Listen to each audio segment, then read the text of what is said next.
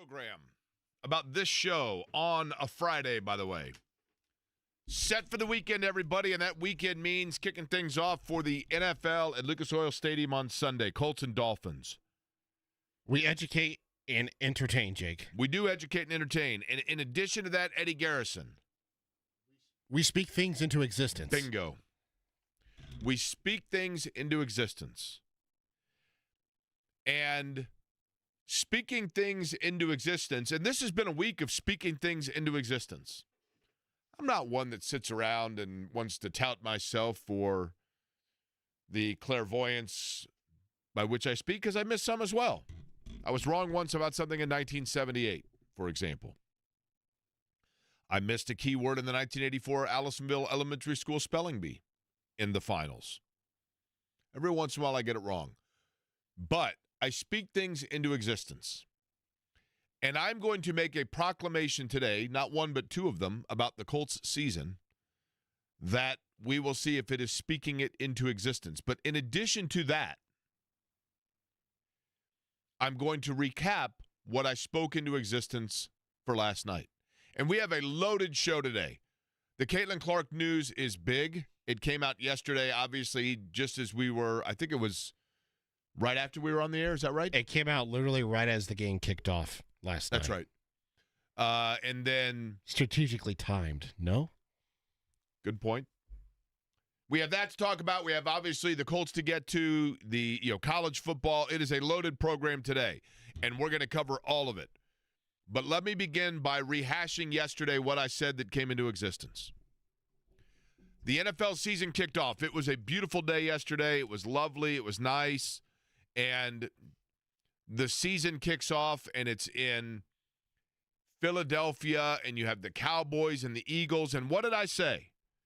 That every game in the NFC East, except for, of course, in Dallas, because Dallas is, geographically speaking, not necessarily in the East, but I said, every time you turn on a game, and it's being hosted by the Washington Commanders, it's being hosted by the New York Giants, it's being hosted by the Philadelphia Eagles, I believe my direct wording was, every single time that happens, it turns into a gloomy, 40-degree, drizzly, rain shower.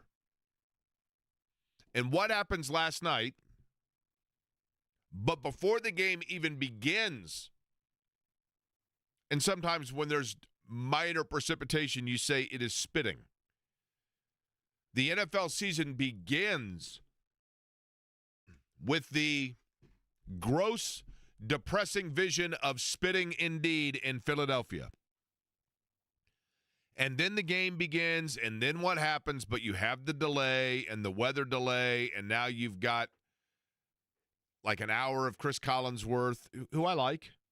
Now, his kid, I thought his kid was not doing games anymore. He's not doing the Notre Dame games anymore. He's just doing the part of the pregame and the postgame coverage for Sunday Night Football. Okay. So, regardless, that's what happened last night, and I thought to myself, spoke it into fruition. I said that, like, weather always is a factor in the NFC East and ruins the atmosphere every time. And I think kind of last night it did. Now, did you sit out the entire weather delay and then wait to see the end of the game? I did. I wonder what percent of people, I mean, I guess we'll know. We'll see the TV ratings for it. I wonder what percent of people punted at that point and were like, yeah, I'm good. I had a couple friends punt. I know that because they're like, yeah, I'm not going to stay up for another hour. Well, you didn't know how long it was going to be either. I mean, at one point, I know they said, like, update coming top of the hour or whatever, and I'm like, yeah, okay. Seinfeld's on. Bada boom, bada bang. I just started watching that for the first time. Excuse me? You just started watching Seinfeld for the first time? Yeah. Are you binge watching Seinfeld? I watched 5 episodes Wednesday night. Here's the thing you need to know about it, though. What episodes did you watch? Did you start, like, at the beginning? 1, 2, 3, 4, and 5. Okay. Because I've never watched it before. It's very important to let you know this. I think Seinfeld was 8 seasons, maybe 9. It didn't hit its stride until, like, late in the 3rd season. The very early episodes of Seinfeld are terrible. Oh, yeah. 9 seasons. There's no, like, the first episodes of Seinfeld are the first probably 2 seasons of Seinfeld. are like the Colts were when they first came to Indianapolis. When the Colts first came to Indianapolis, you had the atmosphere at the Dome was interesting. You had a horse that was riding around and 1 point left apples on the field. You had huddles, which was like this mascot-looking, foamy, fun-loving Colt thing. And you had like Johnny Cook's Kroger posters that were being sailed from the upper decks because they were getting beat 31-3 to the Buffalo Bills. And you had, just like flat moments, although Ray Butler had an immaculate deflection touchdown to beat the Pittsburgh Steelers, and everybody got excited. But the first couple of seasons here were just not good. And then they made the trade for Dickerson, and all of a sudden they're on the map, and then Monday Night Football comes along, and that's kind of when something happened with Seinfeld where I don't know if it was the production quality, they changed the actor of Jerry's dad, I don't know what it was, but all of a sudden it just started hitting its stride, and by the time that it was on its way out, it was unbelievable. That's what I've heard about The Office. I've never been able to get past the first 2-3 seasons of The Office. The Office, to me, I get frustrated with because of the camera movement drives me nuts. Not unlike this, and when I say this, you'll never unsee it. If you ever watched Ozark is not, I have not. Don't use it, they don't film it in white balance, so there's a blue hue over all of when you're watching it, and once you see that, you can't unsee it, and it will drive you crazy. It's a good thing I don't watch it then. It's a good show, though. But here's the thing that I'm going to speak into existence. Are you ready for this? I'm ready. This day, September the 5th of 2025, it is above and beyond, say, the birthday of Jenny Goldhammer Coulter, who I grew up with, okay? Great. It's her birthday. Happy birthday to her. It is the benchmark beyond that for this reason. This is I'm going to speak this into existence. September 5th of 2025 is going to be the last day in the National Football League culture where Tyler Warren is not going to be a household name league-wide. We are on the cusp. So I should actually say that it would be tomorrow will technically be that. But come Sunday, and it might be like Seinfeld. Tyler Warren may be like Seinfeld, admittedly. It may take a couple of seasons. I don't think so. I think he's going to be Brock Bowers. I think he's going to be Jeremy Shockey. Gronk, I can't recall whether Rob Gronkowski was like right out of the box, plug-and-play tight end dynamic, but Tyler Warren is going to be. He is going to be for the Colts that kind of a player where every football fan in America is going to know not that they probably don't already because of what he did at Penn State, but from an NFL standpoint, we are right now on the cusp of the city of Indianapolis's next national name football star. Gronk, his rookie year, 42 catches, 546 yards, 10 touchdowns. Okay. I mean, that's pretty much plug and play, right? And then his sophomore year, 90 catches, 1,327 yards, 17 touchdowns. 18 total touchdowns on the year. He had a rushing score. I'm telling you, Tyler Warren on Sunday is going to get things jump-started for his career, and it's going to be off and running. And by the way, if you want to jump-start your season the right way, you can do it with the game day tailgate taking place for this station, the radio station, The Fan, and the Slippery Noodle. This Sunday, beginning at just 9:30 in the morning. Drink specials, great food, tailgate games. Jeff Rickard's going to be down there hanging out. Jack Daniels will be there. Neutral will be there. Party like a true Colts fan. Show your spirit. Say hi to Marty at the Noodle, the oldest bar in Indiana, the Slippery Noodle. And that begins at 9:30 coming up on Sunday. We would love to see you out there. I think this is... So, Jake, if you were a betting man, you would take Tyler Warren over 3.5 catches for Sunday? Yes. Yes. Because I think, and Jordan Schultz, who's going to join us coming up here in just about 5 or 10 minutes for the Schultz Report, did an interview with Daniel Jones where I want to get into this because I do believe something very interesting came of this conversation that Daniel Jones had with Jordan Schultz, with Johnathan Schultz. So, Jordan Schultz, where he talked about, because Jonathan Edwards is going to join us on the program today as well. But Daniel Jones talked about being so impressed with the maturity and the football intellect of Tyler Warren. And I think that's important because even a veteran quarterback like a Daniel Jones, when you are new to any situation, and I've always given this comparison, my biggest fear is public speaking. Not on the radio, but like emceeing events. I do them, but getting up in front of a live audience and seeing all those faces out there in an audience at a dinner or a fundraiser or whatever it may be, I get very nervous ahead of time. So what I always do is, especially if it's a group that I'm not overly familiar with people, what I do is I oftentimes will find somebody beforehand, kind of shoot the bull with them a little bit, and then find them in the crowd where I can scan through, and as I'm talking, I focus in like I'm talking to that person because I kind of know them. They're a safety net person. And I think Daniel Jones, in talking about the intellect and the football perceptions and craftiness of Tyler Warren, even though Daniel Jones has been a quarterback in the NFL for many, many starts, even though he's been around for a while and has multiple starts and seasons under his belt in New York, he's new to Indy. He's new to the Colts. He's new to this franchise, and he's still getting his comfort level. And so, yes, Tyler Warren may be a rookie, but for Daniel Jones, so too is Michael Pittman Jr. So too is Alec Pierce.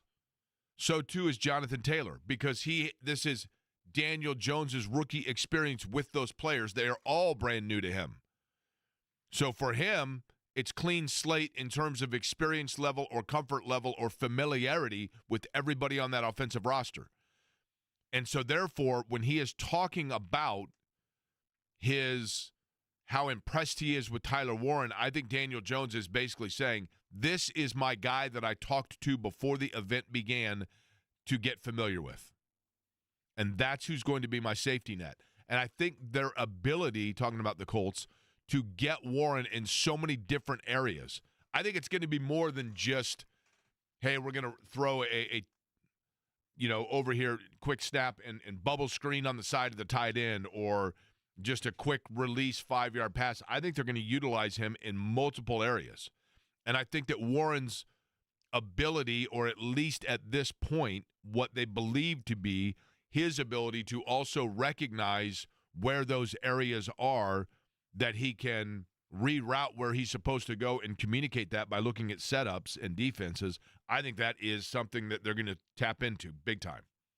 And I think Daniel Jones has tipped that hand a little bit about that. And I do think it's a better roster than nationally the Colts are given credit. Now, did you see the question I asked last night on the X Post Twitter, Eddie? Which one, Jake? I thought there were a couple different questions out there. I think we have a winner in this group. Okay.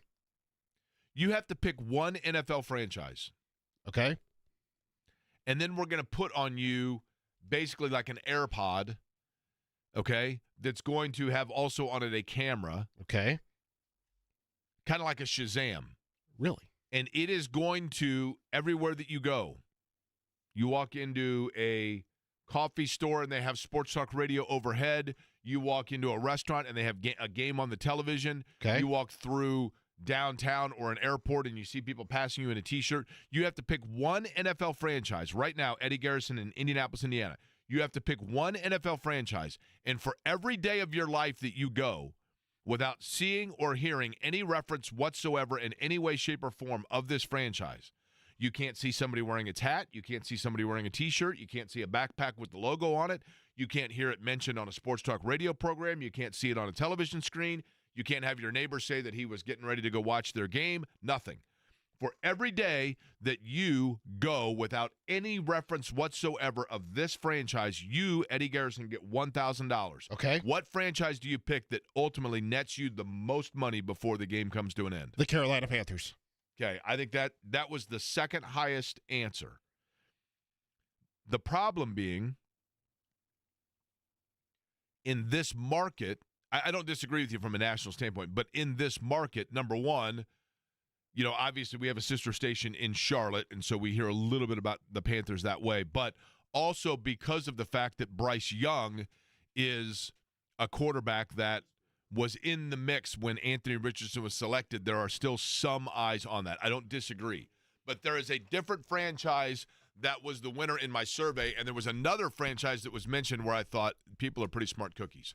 But joining us now on the always busy and available for your company to sponsor guest line, he, of course, is synonymous with NFL coverage, and in addition to that, his report, which is a video cast that is done, has become one that is a must-watch when it comes to getting the inside track on the NFL. NFL insider Jordan Schultz of the Schultz Report joining us now after he had come to Indianapolis, done a sit-down with Daniel Jones.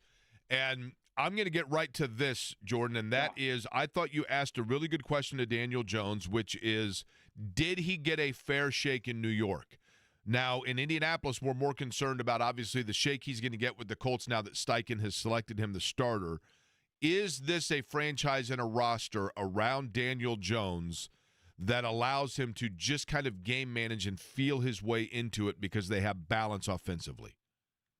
You know what, Jake, I spent a lot of time with Daniel over the years in New York, and this was the most relaxed I felt and confident that he's been. And I think that's a testament to the organization and Shane, as well as the fact that, he goes from New York, which is just a media frenzy, to Indianapolis, which is really his speed. He's a low-key, down-to-earth guy, Southern kid. And to me, the Colts are perfect for him. And I think the fact that he's developed such a good rapport, not only with Shane, but with Downs and Pittman, and he specifically said Tyler Warren has been as good as advertised and highlighted not only his physical attributes, but the mental acumen that he has for the game. And just all of that to me is a great sign. And you mentioned the question I asked him about New York.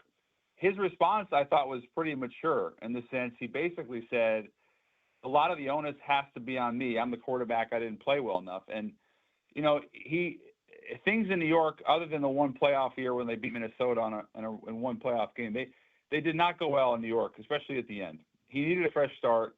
The coaching staff, I don't believe, was invested in him enough. And as a result, he moves on, and now he wins the job in Indianapolis. And to answer your question, I do believe he's going to have success. Here's the irony of it, Jordan, and you tell me if you – and feel free to disagree with this irony that I thought of, okay? It seemed to me that Daniel Jones's New York Giants is Anthony Richardson's Indianapolis Colts. Like, they're just Richardson, and I'm not saying that it's entirely on the Colts. I think it's probably symbiotic here in terms of the stall of Richardson's start of his career. But it seems like Richardson just kind of had the same lack of footing to begin that Jones did in New York. And perhaps the difference is Indianapolis has been waiting for Richardson to own that, and they haven't been satisfied with the level of maturity of which he has done so. Is that a fair statement? That's a lot to take in. Here's what I would say. In terms of New York, because I was here when Daniel got drafted, he was, both those guys are top 10 picks. Neither one, especially in Richardson's case, played a lot of college football. And I think I would say the difference is that in New York, when things went really south with Brian Daboll and Joe Shane, the GM, to me, Daniel, in many ways, became the scapegoat. It was really because of him. And I never felt like that was fair. Richardson is still so young and I think talented enough where I would hope that the Colts haven't given up on him. But I also believe that when they brought in Daniel for $15 million, that they were in many ways hoping that the competition would be really strong, but they knew that there was a contingency plan needed for Daniel to be available. So that's a long way of saying I think in many ways what you said is probably true. But given Richardson's age and talent level, I just think it's about maturity and learning to be a pro, and I believe he'll get there, even if he's not there yet. What Daniel Jones himself, Jordan Schultz is our guest. He has an interview with Daniel Jones, as a matter of fact, as part of the Schultz Report. When and you watched him a lot in New York, okay? And sometimes guys just do need to change the scenery. And he has about him, Daniel Jones does, I think, and this is no knock on Anthony Richardson at all, who's very talented and young.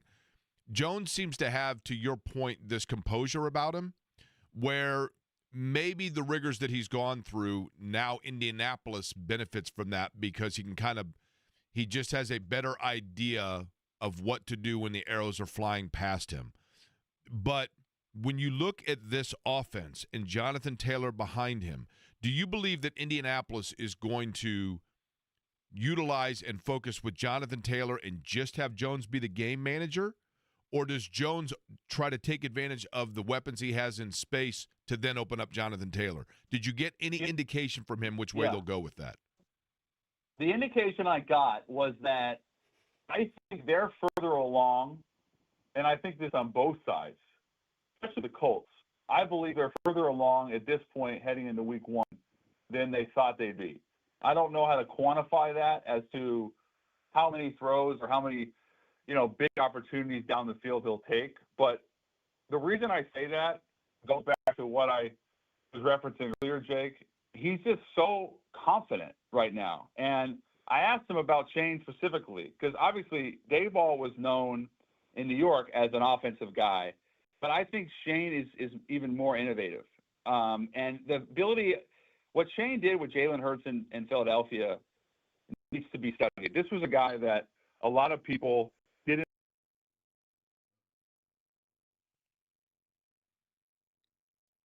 Did we lose Jordan Eddy? Try to reconnect with him here real quick. Jordan Schultz from the Schultz Report. And yes, Jalen Hurts last night showed, when you look at what Steichen was able to do with Jalen Hurts and getting him going, I mean, obviously that is the blueprint of what they, I think, were hoping for with Anthony Richardson, and maybe that is still there.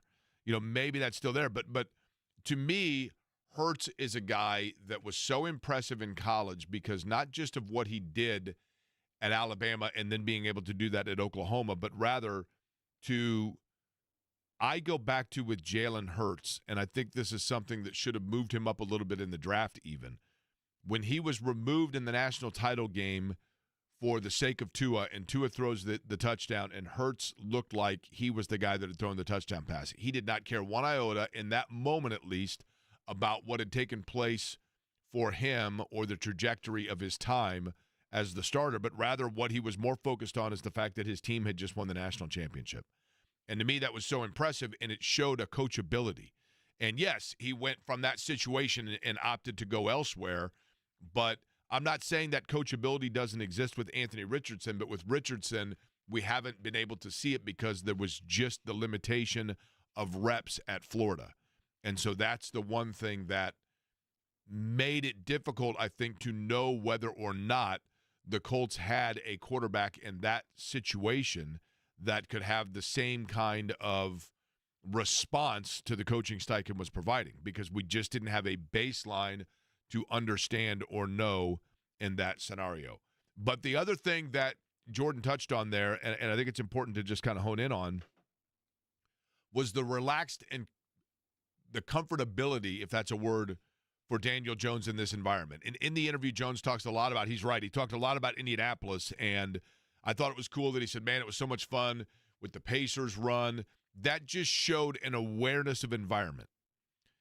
And having nothing to do, I want to make sure people understand, I'm not saying this in comparison to Anthony Richardson at all, taking Richardson totally out of the equation. You have a new starting quarterback in Daniel Jones. So he sits down and he does this interview and he talks about the number of steakhouses in Indy and the relaxed atmosphere and the Pacers run and how much fun it was and the guys around him. And it showed, without even coming out to say, this is what I'm trying to show to you, it showed situational awareness, an awareness of surrounding, and that's what you want in a quarterback. You want a quarterback that is aware of all things taking place. I have no idea whether or not that means Daniel Jones is going to be a long-term guy in Indy. I have no idea.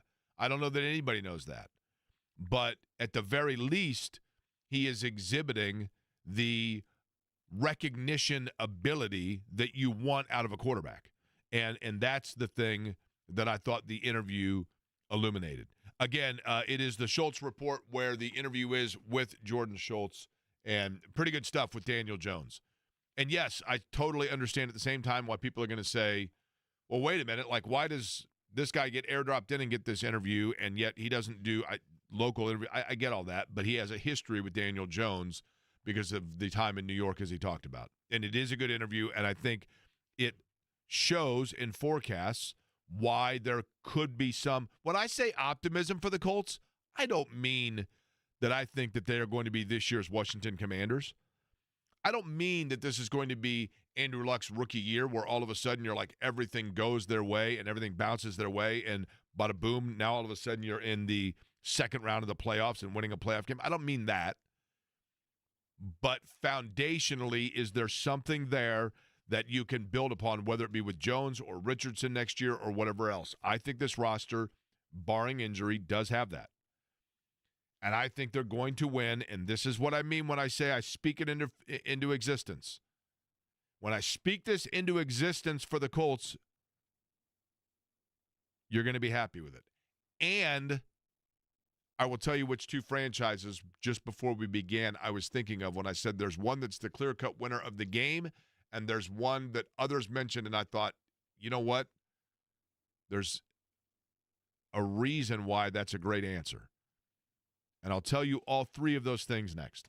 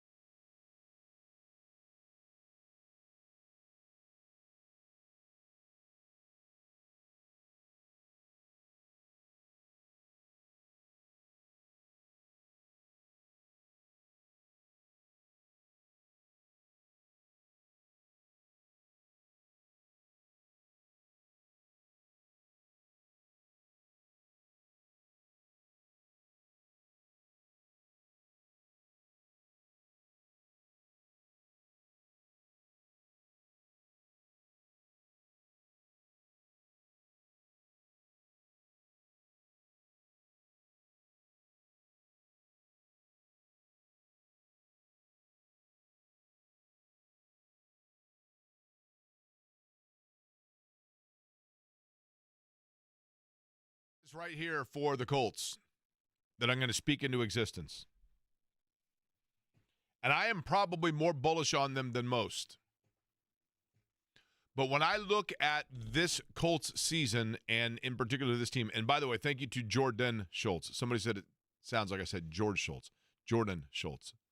When I look at this Colts team, and I see, and the secondary I think is going to be interesting because, and they're going to get tested a little bit here with Tua. I mean, when he's in rhythm, he can be a good quarterback. I think they have talent at the corner position, but it is not talent that is used to playing with one another. Instead of going out and getting young guys that are going to grow together, they obviously went out and got guys that have experience in the league and are good players. But at the same time, and it's not, that unit is not as reliant on, like as an offensive line is, of the cohesiveness of your teammates. But nonetheless, I just think, the system, new D coordinator, I think there's going to be kind of a feel-in period on that. But I think that defensively, they're pretty good. I think they've got good – they should be able to get to the quarterback. This is, again, barring injury in major areas. Their depth you can talk about another time if, in fact, there are injuries. But I think their roster's pretty good. The quarterback is – this is – if you were to build yourself a car, I think the Colts, they've got a nice sunroof. The upholstery is really nice and clean. They even got leather, as a matter of fact. Nice stereo system to it. I don't know that this is a car that has like the third row seating, but the interior is really nice and it has all the bases covered. The big question is whether or not you have the right engine. And that's, for the Colts this year, the quarterback is the big question mark. And does Anthony Richardson have bigger wow moment potential in ceiling? Probably. But I think Daniel Jones gives you a clearer baseline of who you are. I think the Colts this year win 10 games. I think they go 10-7. And I think they get the first of those wins this Sunday. Now, against Denver, maybe not. But I think they start out 1-0. I think the streak comes to an end of opening week without a win. They have a tie in there. And I think that they end up winning. I think they win,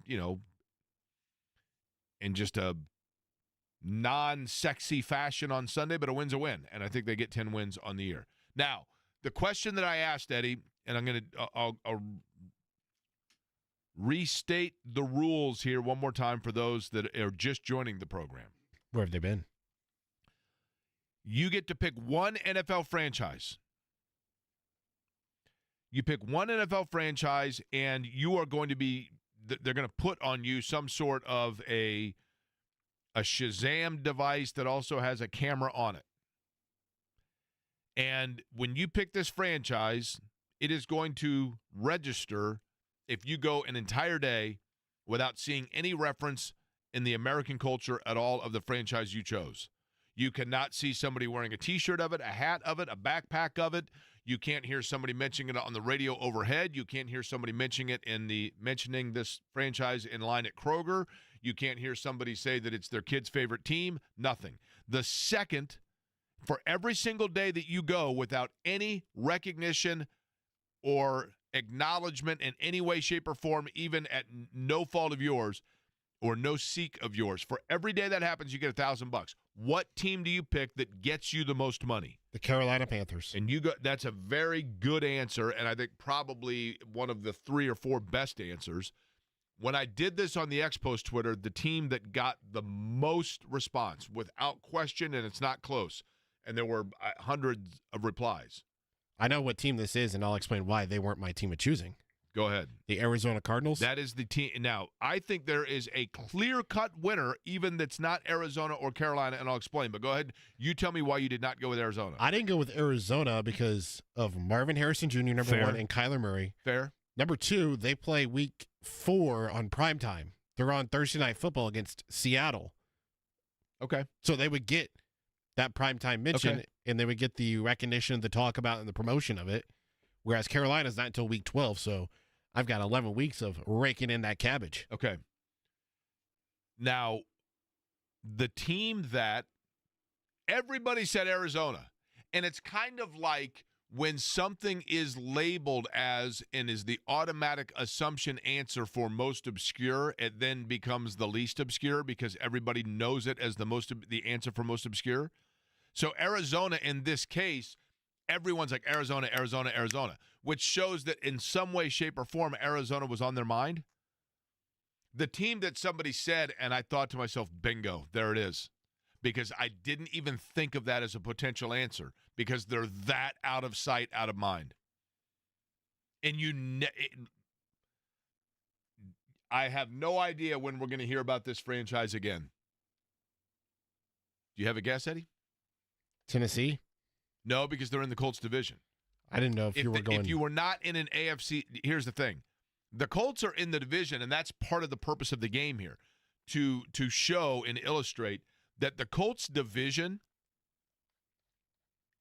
everybody outside of the AFC South would probably say Jacksonville, Indianapolis, Tennessee, or even Houston. I would push back on Jacksonville just because of Travis Hunter. Okay, that's fair. I can't go with New Orleans because they're going to have the first pick. So everyone's going to be talking about them. But that's who it is. That's the reason why I didn't go with them. But you don't hear anything about New Orleans. You don't hear anything about New Orleans. I mean, I like, we were talking about them yesterday when you mentioned that Spencer Rattler is their starter. Yep. Because we were basically asking, like, who is the most obscure starter in the NFL at quarterback? And Spencer Rattler in the New Orleans Saints, I mean, other than in this market when people bring up the Hank Baskett onside kick, outside of that, this might be the only market left in America that still even remembers that the Saints were once good. I mean, and I like the Saints. You know, they had cool helmets in the fleur-de-lis, and, you know, Tom Dempsey running around after his 70-yard field goal. That's all cool, and the Superdome's cool. And I mean, I get all that. And they've been a great fan base and et cetera. But the last couple of years, I mean, can you name me 4 Saints, not including Valentine and Nick? Yes. Go ahead. Alvin Kamara. Okay, that's good. Juwan Johnson, their tight end. Chris Olave and Rashid Shaheed. Chris Olave, that's good, yeah.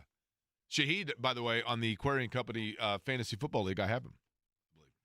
Yeah, fantasy football does help in knowing some of the more Big time. obscure team players, right? Big time, yeah. Other than that, you know, that's the beauty of fantasy football kept Thursday Night Football in business, because when Thursday Night Football first became a thing, and it was on the NFL Network, and it literally was the participation trophy of the NFL Network scheduling. You know, they're like, we put a deal in with the owners that everybody gets at least one nationally televised game. So what are we going to do with this matchup between Cleveland and New Orleans? Here you go, Jacksonville. That's There's right. your primetime That's game right. against Tennessee. That's exactly correct. And so those games, you're like, really? Do I really care about this game? Do I want to watch it? Oh, wait a minute. Wait a minute. I've got the tight end on my fantasy team. Gah. You like the good, don't you? Ugh. That's actually, there was big news yesterday in Indianapolis sports that made you go, ugh. And there might be more to it than you think. I'll explain who and what I'm talking about and do it on the other side. And Johnathan Edwards, undrafted free agent, Indianapolis Colt by way of Terre Haute, joins us. Coming up 18 minutes from now.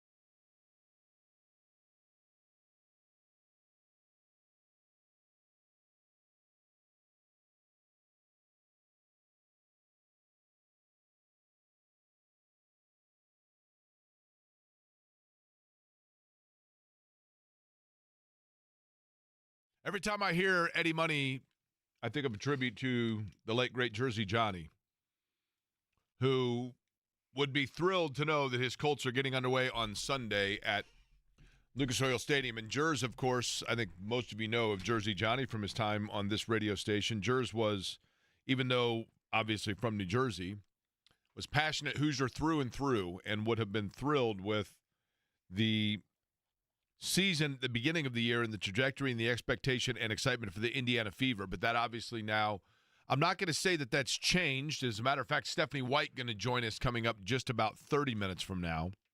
Jake, in honor of Jersey Johnny, should we continue his segment that he used to always do, arrow up, arrow down? Sure. We can even call it the Jersey Johnny arrow up, arrow down, right? Yeah, there you go. Even though the arrow up for him for sure, by the way. Because there was nobody more kind-hearted in this town than Jers. And positive. So Caitlin Clark yesterday, the announcement coming out that Caitlin Clark will, in fact, miss the rest of the season. And I know that I believe her when she says, hey, what a disappointment it was. The one thing, Eddie, is that it does feel like we just reached a point where mathematically there was no other option there. And because of the fact that, like Stephanie White had said, that she wanted to see, 5 full-speed, full practices before Caitlin Clark was on the floor.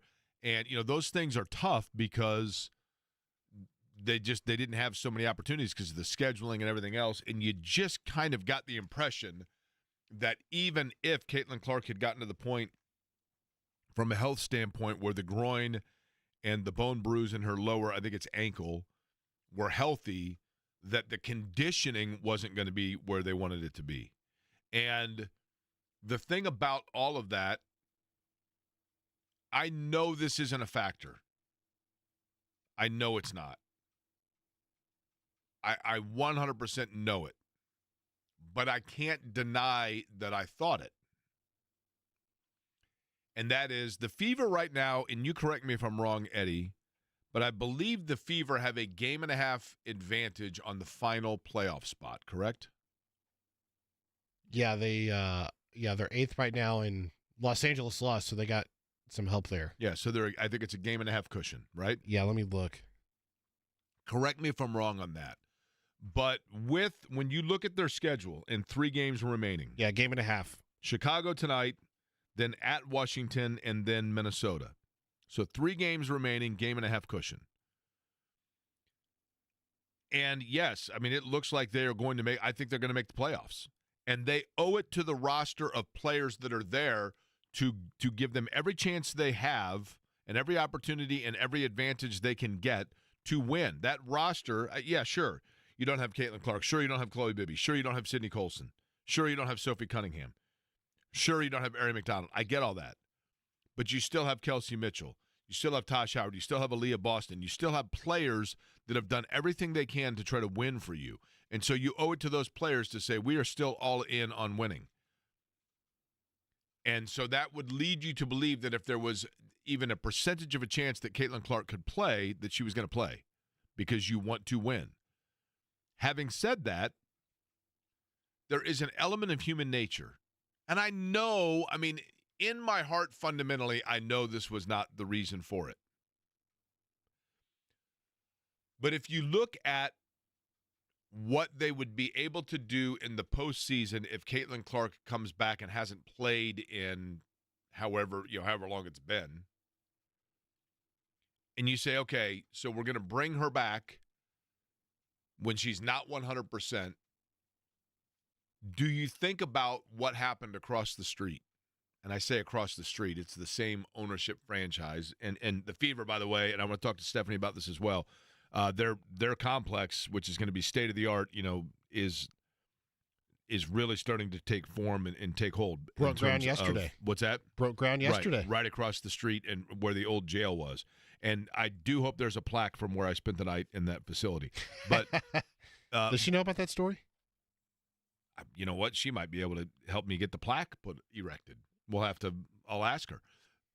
But you wonder if they didn't think about the situation with Tyrese Halliburton and just say, you know what? And look, I get it. I mean, everybody and their brother knows Tyrese Halliburton had to play in that game 6 and 7. You are that close to a title, you've got to go all in. I totally get it. In no way, shape, or form am I blaming anybody for Halliburton being out there, even though we knew the risk, even though you knew the potential and the possibility of that injury going from calf to Achilles. Everyone knew it, but you had to do it. You had to push in. But does that in any way, shape, or form cause you to say, let's not risk furthering anything when we have a firm idea of where we are? It's funny you mentioned that, Jake, because Tyrese said that the doctor who ended up doing his surgery was shocked that he tore his Achilles. He didn't see any association with the calf strain that he had to leading to a torn Achilles. I get that, and I know that people can say that they're not, but I mean, they have to be related to one another, right? I mean, otherwise he is literally bad luck Brian, right? Maybe. If you go from that strain calf to the Achilles deal. I'm more interested in knowing, Jake, which is it? Which injury is it that's holding her back? For Caitlin Clark? Is it the strained right groin? And if it's a strained groin, did she tear it? And that's what this actually is. It's not just a strain. Or is it the bone bruise in her ankle that she suffered that has, ultimately ended her season? I believe, and not to be that guy, but I believe that a tear can still be a strain. It is. I mean, a strain is a small tear. Right. It's a matter of how through, or you know what I mean, how thorough a tear. Yeah, was it like a full tear basically is what I was ending at there, but I don't think it was because there was no surgery needed. Did you ever go to the old Marion County lockup? No. It was an interesting place. Really? Mm-hmm. I mean, you got inside access, so you would know. I did. Underground access. And I'm telling you, my biggest regret in life, I have a life of few regrets, but my biggest regret in life is not getting your mugshot? Yes. Well, furthermore, when I was in 1996 or 7, when I spent a weekend in the Marion County Hotel, they give you like a wristband thing like you get when you go to the hospital, and it has your mugshot on it. When you're discharged or when you get in? When you get in. Okay. So they put this wristband on you, okay? And it's got your mugshot on it. And I was thinking maybe, you get free rides at Indiana Beach or something with it. But they give you this wristband, and then when I was, for those that don't know the story, and I won't go into the full detail because it's boring, but I was a guest of the county, Marion County, due to a clerical error. So when they took me in there, they said, no, we're holding you for a different county, and it was a clerical error for the most part, so everything was expunged. So there's no record of any of this happening. It was like a bad dream I had, but yet it really did happen. But when they finally realized the error, essentially, and were releasing me 41 hours after the fact, they said, you walk up these stairs, and I started to leave, and then they said, whoa, whoa, whoa, whoa, whoa. They said, what? They said, we need to cut the wristband off of you. And my biggest regret is that I let them do that, and I didn't keep it, because I would love to have that bad boy. I mean, I would have gotten it plated or something. It was awesome. And if I still had the mugshot, unfortunately, it was expunged. And I've had everybody try to get me the mugshot. I mean, T-shirts, mouse pads, mugs, hats, you name it. It'd probably be my billboard? social. Oh, billboard. Your lock screen photo? Yes, all of it. It absolutely would be my profile picture on social media. And I'm not, listen. I mean, you got the haircut now. That's right. You should just go back in there and stage it all. And look, I am not making light of people who, unfortunately, their life is such that they have ended up. I mean, I'm not making light of incarceration, any of that. I mean, I get it. It was not fun. It was not fun at all. But I actually have always felt this, and people have gotten on me about this. I think everybody, in some countries, you go into mandatory military at the age of 19. In this country, everybody at the age of 18 or 19, certainly men, should have to go and spend one night in a lockup like that, because immediately you're like, yeah, I don't want to be here. And I know that circumstances for some people, I get it. I get all that. But I will admit, when they started to tear it down to put up the fever, I thought, well, that's a part of my story. And that bad boy. But nonetheless, that is an excellent question, Eddie. And when Stephanie White joins us coming up, I will probably ask her that. Hey, listen, and yeah, I get it. There's HIPAA rules and everything else, but which injury is it? Which one is the one keeping her out? And is one more, easier, if you will, to come back from than the other? And which one requires more rest? Johnathan Edwards has a great story. Started in St. Louis, kind of like mine, and ended up in the NFL, but had a stop along the way in Terre Haute, had a stop along the way in New Orleans, and he's going to have a stop along the way in his career before things get underway with us because he's going to join us in 5.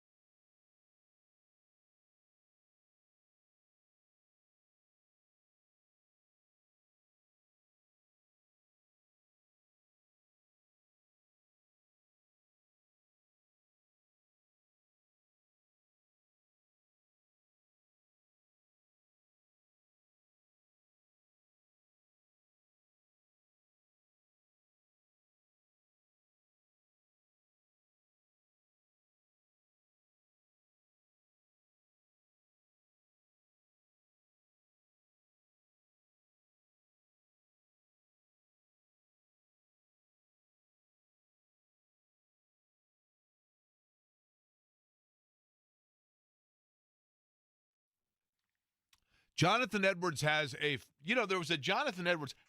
Let me ask you this. How many player names can you think of that have played for the Colts and the Pacers? I was going to say, Johnathan Edwards, another one of those guy I went to high school with or a professional athlete. Totally.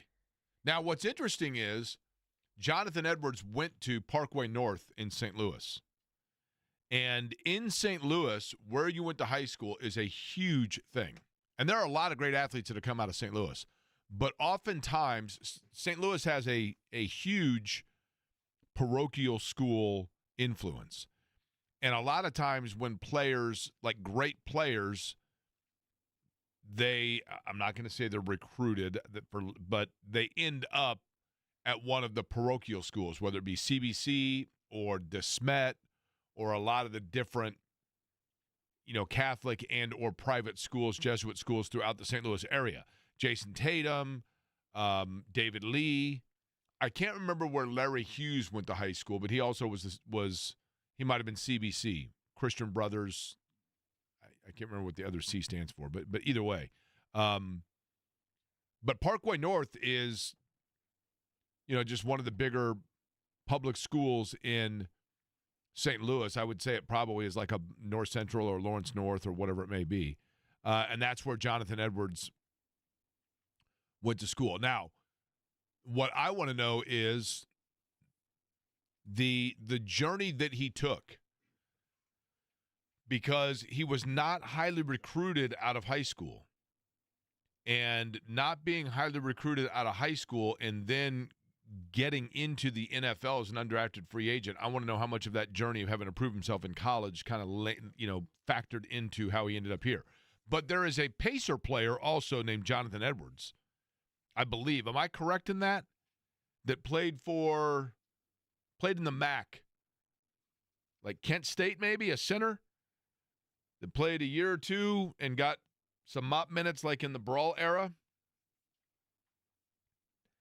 So how many players can you think of that their name, that there is a Pacer and a Colt with the same name? I don't think there's many. There's no Art Schleister that played for the Pacers, right? You can bet on that. But we had Johnathan Edwards, and then I think did you say he got called into a meeting, Eddie? Yeah, an emergency meeting. Emergency meeting. Well, it's just like something that was popped up last minute, yeah. Do we know what emergency it might be for the Colts secondary? No. A film session of some sort? So Johnathan set to join us tentatively here in a couple of minutes, and then Stephanie White also going to join us about 10 or 15 minutes from now after we chat up Johnathan. Talked earlier about the interview in the Schultz Report that was done with Daniel Jones, and Daniel Jones talking about it was really interesting because when he was doing this interview, Daniel Jones, with Jordan Schultz, and Jordan Schultz was asking him about New York and his experience in New York. And what was interesting was Jones kept referencing the fast-paced nature of New York City. And he kept referencing the more down-to-earth nature of Indianapolis and the slower pace of Indianapolis. And when he said, and I mentioned this earlier, but Jones does this interview where he's asked about being a Colt and being in Indianapolis, and one of the things he said was, when we got here during OTAs, the Pacers run was so much fun, and seeing this city rally around that. And then he was asked about restaurants, and he's like, well, there are a lot of great steakhouses downtown, but there are a lot of steakhouses in Indy, and he went on about that. And so, and I'm saying this independent of anybody else on the roster. I'm not saying this in a comparison to others on the roster. But the ability to talk about this city and this market and what it meant, and I get it. I mean, it would be difficult for anybody to be airdropped into Indianapolis during the Pacers finals run and not become aware of it. But nonetheless, it seemed like Daniel Jones was discussing or mentioning a familiarity and a comfort level with the lifestyle in Indianapolis that was conducive for him versus New York. And that shows a situational awareness that was impressive to me. Johnathan Edwards is, speaking of impressive, he has been exactly that, which is why as an undrafted free agent, he has made the roster of the Indianapolis Colts as a cornerback who comes by way of Tulane, but his first stop at Indiana State and Parkway North High School in St. Louis joins us on the show. Johnathan, how are you? I'm doing well, Jake. How are you? I am great, thank you. Now, they said you had an emergency meeting. Everything's okay, right? Oh, everything's good. Yeah, we just had a meeting for defense system, knocking out some last-minute players-only meeting. So okay, we want to make sure that everything's okay. I don't want to take you away from anything that's of utter importance. John, let's begin with this. Now, I know I was just talking about this. I used to work in St. Louis, so I know a little about St. Louis, and I know about Parkway North. And feel free to disagree with me here, but in St. Louis, especially athletically, there are so many rivalries and so many great athletes that are at the private parochial schools. Like once a Jason Tatum or a David Lee gets to a certain level, they end up at CBC or DeSmet. And so I think sometimes like the Parkway Norths, for example, or Centrals, I'm not going to say chip on the shoulder, but it doesn't get the attention in St. Louis like the other schools, and that can kind of fuel a drive in you. Is that Correct. true, and did you feel it? Absolutely. Like I remember growing up in high school, always being underlooked. Everybody talked about CBC, DeSmet, even I know Trinity. That's not a school anymore, but that was a popular school during my time in high school. And I just remember always wishing that I had a chance to be able to compete with those guys more often than we did. But definitely with a chip on our shoulder from guys from public schools we was a Class 4 school, so that definitely was something that drove me. Well, okay, and so with that, you end up, other guys are going to say, Mizzou or Illinois or, wherever it may be. And nothing against Indiana State in any way, shape, or form. But you end up at Indiana State, which obviously, at that time you were not listed as, say, a 4 or 5 star recruit. So was that, and I know Indiana State was good for you, don't get me wrong, but did that drive and that inferiority complex that you didn't want to settle in on you, did it continue to motivate you at that point? Yeah, absolutely. I remember me going to Indiana State and me remembering guys, not to knock anybody, but you remember in high school you see guys posting all over the place how many offers they're getting. Like you talked about Mizzou and Illinois. I never received a letter or anything from Mizzou or Illinois. So I just remember that's kind of crazy. I was an in-state guy, never having those opportunities or my name never being out there. And then Indiana State taking a shot on me, and then me being developed there and receiving great coaching. Like you said, it's a smaller school, but I benefited most as a man maturing there, developing my game, and getting to where I am now. So I have to credit Indiana State and Coach Mallory a lot for my progress over my younger years. And so therefore, was it difficult, I guess, to know that, here was a school, and I get the respect and the love and the appreciation you have for what Indiana State offered. But once again, you kind of had to take this gamble on yourself and say, look, I need to get to a place where I'm going to be seen. And even then, you weren't necessarily seen at Tulane. But take me through that whole process and just kind of the mixed emotions of leaving that behind because you knew you had to get to another level. Yeah, it was a hard decision. I remember really going back and forth with it. I remember I had, thought in my head when I was younger, maybe I could leave, but I never felt like the situation was right. And I never was a guy that just wanted to jump ship because the grass seemed like it was on the other side. I wanted to graduate. I wanted to just continue to develop my game. And when that time came, I just had my head. I had to take a shot on myself, like you said. I want to get to the highest level. And then even me choosing Tulane, I was thinking because the new playoff, and I had much belief in Coach Summer on what they were doing at Tulane, winning conference championships, and I was like, man, we can have a chance to compete at the college playoff. There was a need at the position, so I jumped on Tulane because obviously there was a great opportunity for me, and so yeah. But even then, after your year in Tulane, and you had a good year, right?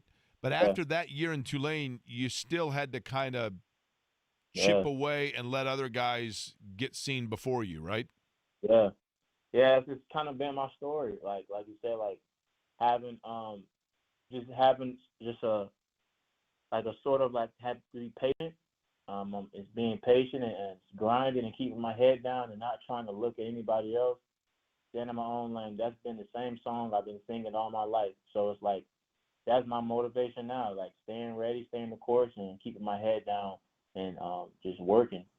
My guest is Johnathan Edwards, the cornerback of the Colts, the only member of the roster that was initially, when the 53-man announced, that was an undrafted free agent to make the squad. Johnathan, the reason I ask all of that is to then bring it to this question and just kind of think about it for a second, if it makes sense when I ask it. If you had gone out of Parkway North High School and you had been able to do in the gymnasium the caps of Mizzou and Illinois, and I'll throw Louisville in there, whatever, and get the pomp and circumstance that comes with being a big recruit and having that stage right away for you. If it had gone that way for you, would we be having this conversation with you as an NFL player? I mean, that's talks we get to have with ourselves all the time. Like, the Lord has planned every step of my life, and everything has happened for a reason. And I wouldn't want to change any other way it's happened. Like, I wouldn't change anything if I could go back and do it over again. I wouldn't even say I want to be drafted. Like, everything that's happened has been for my good and has benefited me so much. And I can stand here today and say that with much confidence. Like, man, I wouldn't rewrite anything. So, yeah. Is it weird to go into practice and have to do reps and occasionally, lay a hit on Will Mallory, knowing that you played for Kurt Mallory? And it's funny. It's funny because, like, every time we see him, I always see Will. It's like, man, like, that was my old coach's nephew, and we always have good conversations. He always, when I first got here, he made sure to, like, introduce himself. And guys here are that's just the motto here. Like, we just got guys with great character. Not only Will, but just the whole locker room. Guys just welcoming from day one. So, but it's cool, though, because I went to the golf outing at Indiana State over in May, and Will made his way over there also. So it was cool knowing that it's kind of like, people are the same people. So, yeah. What did Kurt Mallory mean to you? Not just as a player, but just being away from home for the first time, perhaps, and being in a new area and just having that guidance. What did Kurt Mallory, the man, mean to you? Coach Mallory, the man, I really appreciate so much because we have similar values here on the Colts that he has at Indiana State, like setting a very high standard but having high character while we do everything. So it's like little things like being 15 minutes early to the meeting. It created good values for me as a young man to just want to not just stroll in, but just be a guy who can be dependable on time, or just setting the standard in the weight room, like being a guy that's not always for blitz and glamour, but just being somebody that just wants to work hard and take the results that you work for, honestly. I remember him saying words like, us working hard only gives us a chance. So if you don't work hard, you don't have a chance at all.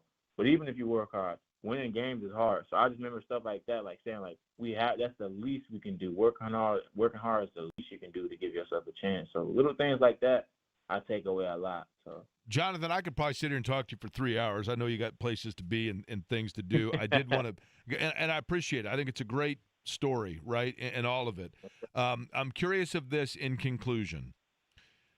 At what point did you realize that this was possibly in the cards for you? At what point during camp did you realize, you know what, I might make this roster, and this reality may be right here at my fingertips?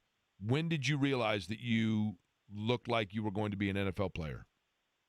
If I can be completely honest, before going to training camp, I told myself, like, I'm going to treat every day the same and just prove that I want to be here in Indianapolis and be a Colt. Like, that was my day-by-day mindset. Now, when guys started to go down, I remember vividly, like, the joint practice versus Baltimore, and I felt, like, more confident out there. The game was slower, and the game started slowing down, and I started progressing because I had practices in training camp where it seemed like nothing could go right. Like, I'm going against guys like AD, right, and Alec Pierce, and just, like, getting better but being in the right position but not being able to make the play.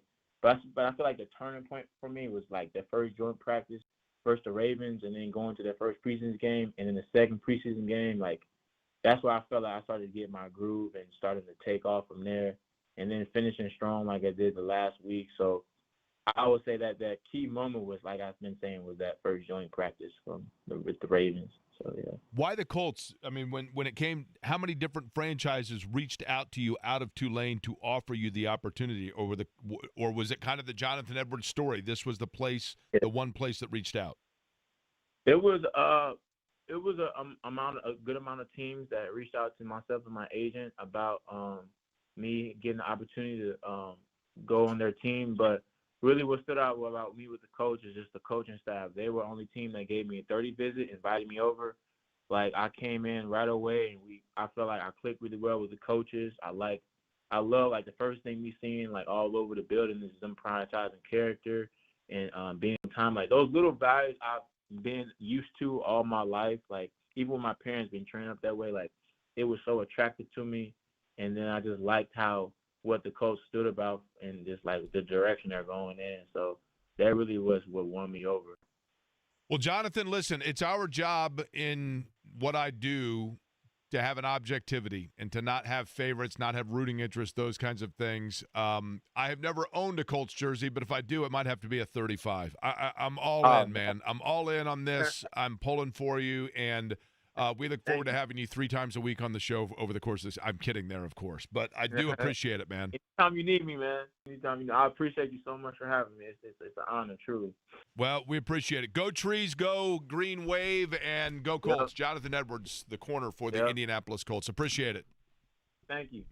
Great conversation and good stuff about Indiana State. And again, I had a feeling Stephanie White going to join us here in just a minute. I had a feeling that that's exactly where that was going to go, just in terms of how much did your journey, so to speak, make this possibility for you, and this opportunity, and just that drive, and that was an awesome conversation. Be up and available on the podcast form, of course, at 1075thefan.com later today. If you did not hear the totality of that, we ask that you wait until after John's show to do it. But joining us now, and you know what, Eddie, we completely dropped the ball here.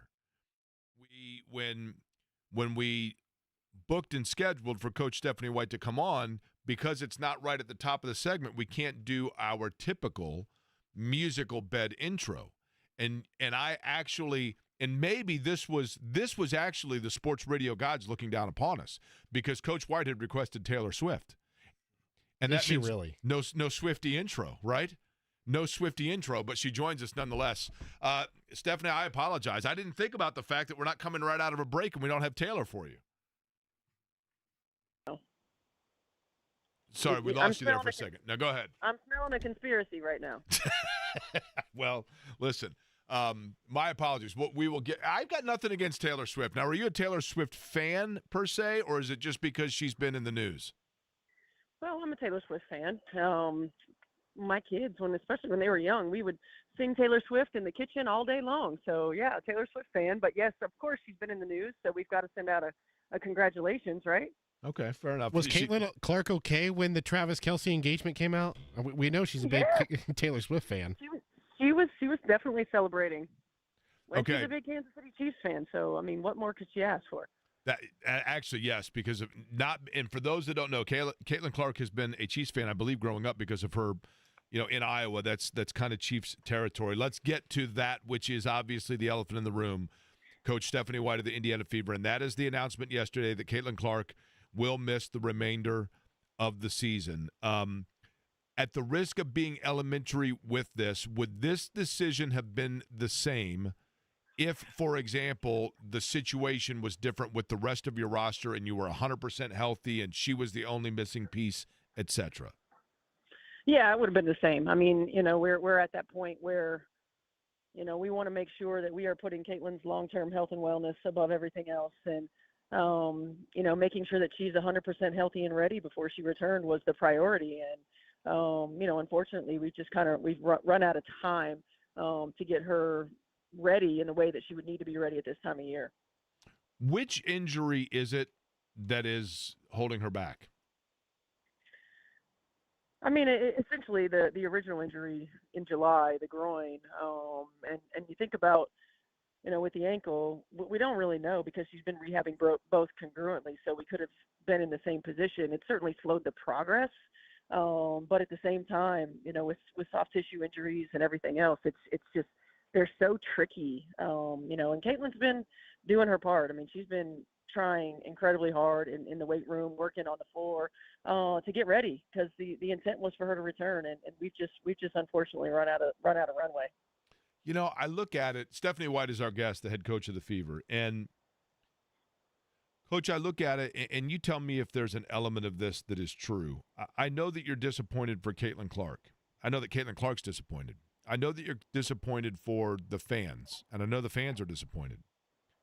But I also feel a disappointment for the rest of the roster because I think this is a year where you have players that have been put in some of the most unusual circumstances that you could see, and yet they have stayed the course. And it is owed to them to give them the best opportunity to win games and get into the postseason and win with it. What has been kind of the mental, I guess, approach of your roster with all that has gone on? Yeah, I've given these women, I give them a lot of credit. Now, first and foremost, they're great human beings, and so their ability to one, empathize with their teammates, but at the same time understand that this is an opportunity for other teammates, and to be flexible, to be resilient. I mean, all of these things, and I think that the mindset of this team and the mentality of this team is to do whatever it takes. And we spoke so much early in the season about the depth of our roster and how it's going to be hard for everybody to play and what it looks like. And because of the depth of our roster, we're still in a situation where we're fighting to get into the playoffs, in spite of everything that we've gone through. And we've got, 5 players that we've lost to now season-ending injuries, 4 of which started at various points in the season. And for our team to just continue to put one foot in front of the other, to continue to elevate the way that they've played and elevate one another, and position ourselves to be, right in the hunt where we are. I think it's an incredible testament to their mindset, their toughness, their resilience, their ability to bounce back, their ability to handle disappointments and then fuel it in ways that you're able to create positive outcomes. When you look at, and I know there's basketball to be played this year, Coach, okay, so I don't mean it that way. But when you look at next year, when you're getting ready with a full roster of health, okay, do you look at the challenges this year as something that will most benefit you in terms of just minutes experience for your depth, or is it more so psychological experience and the mental advantage that can come with the adversity they had to fight through this year? I think both. When I think about really the cultural roots that are being grown and established and anchored in, for lack of a better term, it's just I think it's gonna pay dividends for this group down the road in the future. I mean, there's no substitute for experience, and the experience that this group has had of constantly taking hits and disappointments and frustrations and being able to weather the storm regardless. The foundation is being built to where we're going to be able to handle those moments, continue to handle those moments in games, and we're going to be able to understand what we have to do to push through tough moments in games, and we're going to have now had that experience throughout the course of this season to understand and quite frankly, be humbled enough to know how important every moment is. And I think it's going to pay dividends, down the road and in the future for this group. The Fever are in action tonight against the Chicago Sky, 7:30 at the Fieldhouse, pregame at 7:15. No Angel Reese for Chicago tonight. Coach, I wanted you to, if you could, kind of expand on this, and that is the decision with Caitlin Clark yesterday. I mean, that announcement, and obviously I realize you guys were aware of that probably well before that announcement, but what all goes into that when you are taking a marquee player like that and deciding the year is complete? How much of that is player decision? How much of that is franchise decision? And just how did she handle that determination? Well, I think first and foremost, the priority of getting her in position that she could get out there on the floor and be successful. That's giving as much time as needed, and that's quite frankly why there's no timeline. It's just you want to make sure that she is physically ready to go, that she's in a position where not just from a health standpoint and wellness standpoint, but an endurance standpoint at this point in the year. I mean, that groin injury was middle of July, and now we're almost middle of September. And for her, the work that she's put in, I mean, I'm not going to speak for Caitlin, but as a former athlete who's gone through injury, it's tough and it's frustrating anytime that you feel like you're not in a position that you want to be in spite of putting in all the work that it takes. And so, it's a collaborative decision. It's lots of conversations. We knew that this road trip and being able to see if we could get her on the floor and get contact on the floor was going to be important, and really wanted to make sure that we were giving every opportunity for her to be back. And then, coming back and just seeing that we hadn't made the progress that we'd hoped, and thinking about what kind of game shape she would need to be in at this point in the season, and also how teams play her. I mean, they play Caitlin Clark differently than they play anyone else. 94 feet, level of physicality, the endurance that's necessary to be able to play honestly playoff basketball, because that's what every game is right now. So it was a collective conversations, collective decisions. And ultimately, yes, it's frustrating. She wants to be out there on the floor. And yes, it's frustrating. We want her to be out there on the floor. But again, our priority has always been her long-term health and wellness. And we don't want to sacrifice that. You dealt with injury as a player, and you're obviously a competitor. Do you now, and Caitlin Clark has not, to my knowledge at least, certainly at Iowa, had this level of an injury that has lingered. Do you tutor her a little bit, or does she lean on you in terms of understanding the emotional aspect and the psychology that goes with being an elite athlete going through injury? Yeah, I think she's got great resources. Myself, Bree January, Karima Christmas, Kelly on our staff, all of which have gone through multiple injuries, in season, out of season, have gone through what it takes to rehab, the frustrations of being injured, the isolation of being injured, and the work that it takes to come back. I mean, so I think she's got great resources, and we're available to her. She's also got other resources around her that she's able to utilize. I think the biggest thing is frustration and disappointment, and then making sure you channel that to the rehab and to the strength and conditioning and to all the things that it takes to put yourself in position that when we come back in 2026, we're 100% healthy, ready to go. Okay, lastly, Coach, and then we'll let you go. I appreciate the time. You talk about resources. This week, the groundbreaking $78 million sports performance dedicated specifically to the Fever. I've seen the Pacers facility, so I know how awesome it is. And now to have one that is catered towards, specifically a women's basketball team, that will be how big for you and in what way? Oh, it's huge. I mean, number one, as someone who has been a part of this organization in various forms since the beginning, it was an emotional day. The vision, the belief, the commitment that the Simon family has made to this organization from day one to now, when it's going to another level, is just incredible. These women deserve it. They're the best in the world. They deserve to have the best in the world at their fingertips, and dedicated space that's not just for athletes, but directly relegated to female athletes, and the needs of female athletes is huge. And I think it continues to show that the Simon family and our partners want to be leaders in women's sports and leaders in women's sports movement. I think it's going to help us from a free agency standpoint. It's going to reward our past players, our present players with the space that they deserve, and the future players that we have that are going to come into the Indiana Fever organization understand how important and what a priority their health and wellness is. Fever in action tonight, 7:30 pregame, 7:15. Eddie Garrison will have it. It is the Fever and the Chicago Sky. Stephanie White, the head coach, on a busy week for Indiana. Certainly appreciate it, Coach. All right, thanks, Jake. Stephanie White joining us on the program. We'll come back. We'll get a little Taylor Swift in as well. And then high school football getting underway. Kyle Nedrip going to join us, preview it, and talk about there is one kid on the west side, man, that is – I looked at it, and I'm like, how in the world is every program not in on him? We'll talk about that in 15.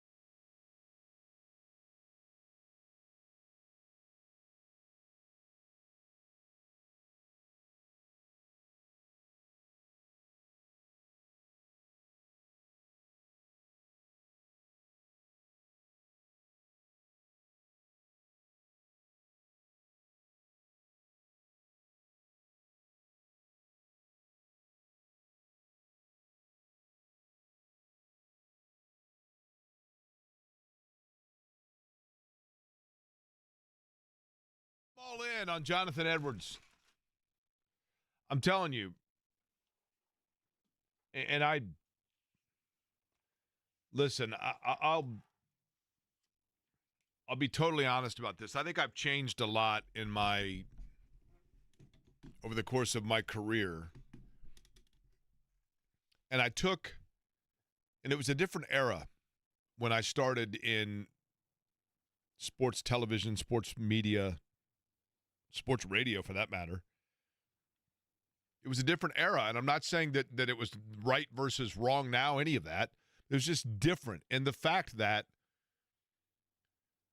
it was so ingrained in all of us to have an objectivity and have no rooting interest. And I know that irks a lot of people. And I get it. I'm not saying they're wrong. But I've told the story before of when I was in the 6th grade. I called Ed Sorensen at WRTV. I just picked up the phone and called and said, I want to be a sportscaster. And he said, well, come down and have your parents drop you off. And I shadowed under Ed, and then the next day I called him again, and I kind of never went away. And that's how my career began, was just going in, and I loved it. I loved everything about just going in the Channel 6 sports office and popping in from time to time and just sitting in there and reading media guides and being a fly on the wall. And eventually one day, Ed, and I was the biggest IU fan on the planet, and I was always asking about IU and, hey, did you happen to see on the feeds, did Jay Edwards get any minutes for the Clippers and, all of it, right?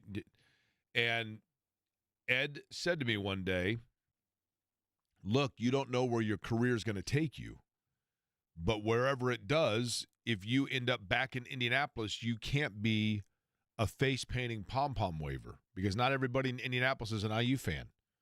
You're going to want them to watch you, whether they root for Purdue, Notre Dame, Butler, Indiana, whatever it might be. And when you're talking about Indiana, you need them to trust and understand that what you're saying is an observation and not a rooting interest, but an objective down-the-middle observation or a fact-based observation.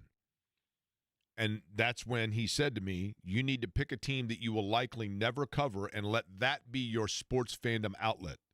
And that's how I became a Clemson fan. And for that reason, when I got into this line of work and ended up in Indianapolis, like most people of my era, we were just trained and conditioned to not be of rooting interest for a team, so that way, whether you are talking good or bad about them, the person ingesting what you are saying can say, well, at the very least, I know what I'm getting is a fact-based observation or report, as opposed to with bias. And I know that those are all polarizing terms in today's media stuff.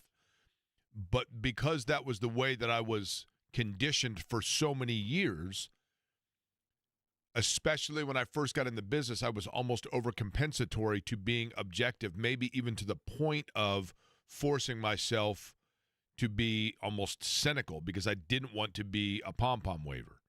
I'm not saying that that's right or wrong. It's just the era in which I came up. And so for that reason, now that I'm older and I've been around it a long time, and that's what I said about the Pacers run. Deep down inside of me was this little kid that couldn't wait to go see Wayman Tisdale play and sang the song of Pacer Pride, the pride of Indiana, and watched Channel 4 and watched games when they were terrible and they were winning 21 games and I was 11 years old. So when they made that finals run, I'm like, you know what? I'm stepping away from Superman and I'm back to Clark Kent, and I'm going to be a Pacer fan. And while I still try to maintain that objectivity, there are certain storylines and players where I go, yeah, as a human being, you're going to root for that. And Johnathan Edwards is one of them. That guy was awesome. That was an awesome – his answers were awesome. His personality was awesome. I don't know him personally. That doesn't mean that we know who he is as a person, but I think it gives us a good idea. And you watch that and you hear that and you say, go number 35.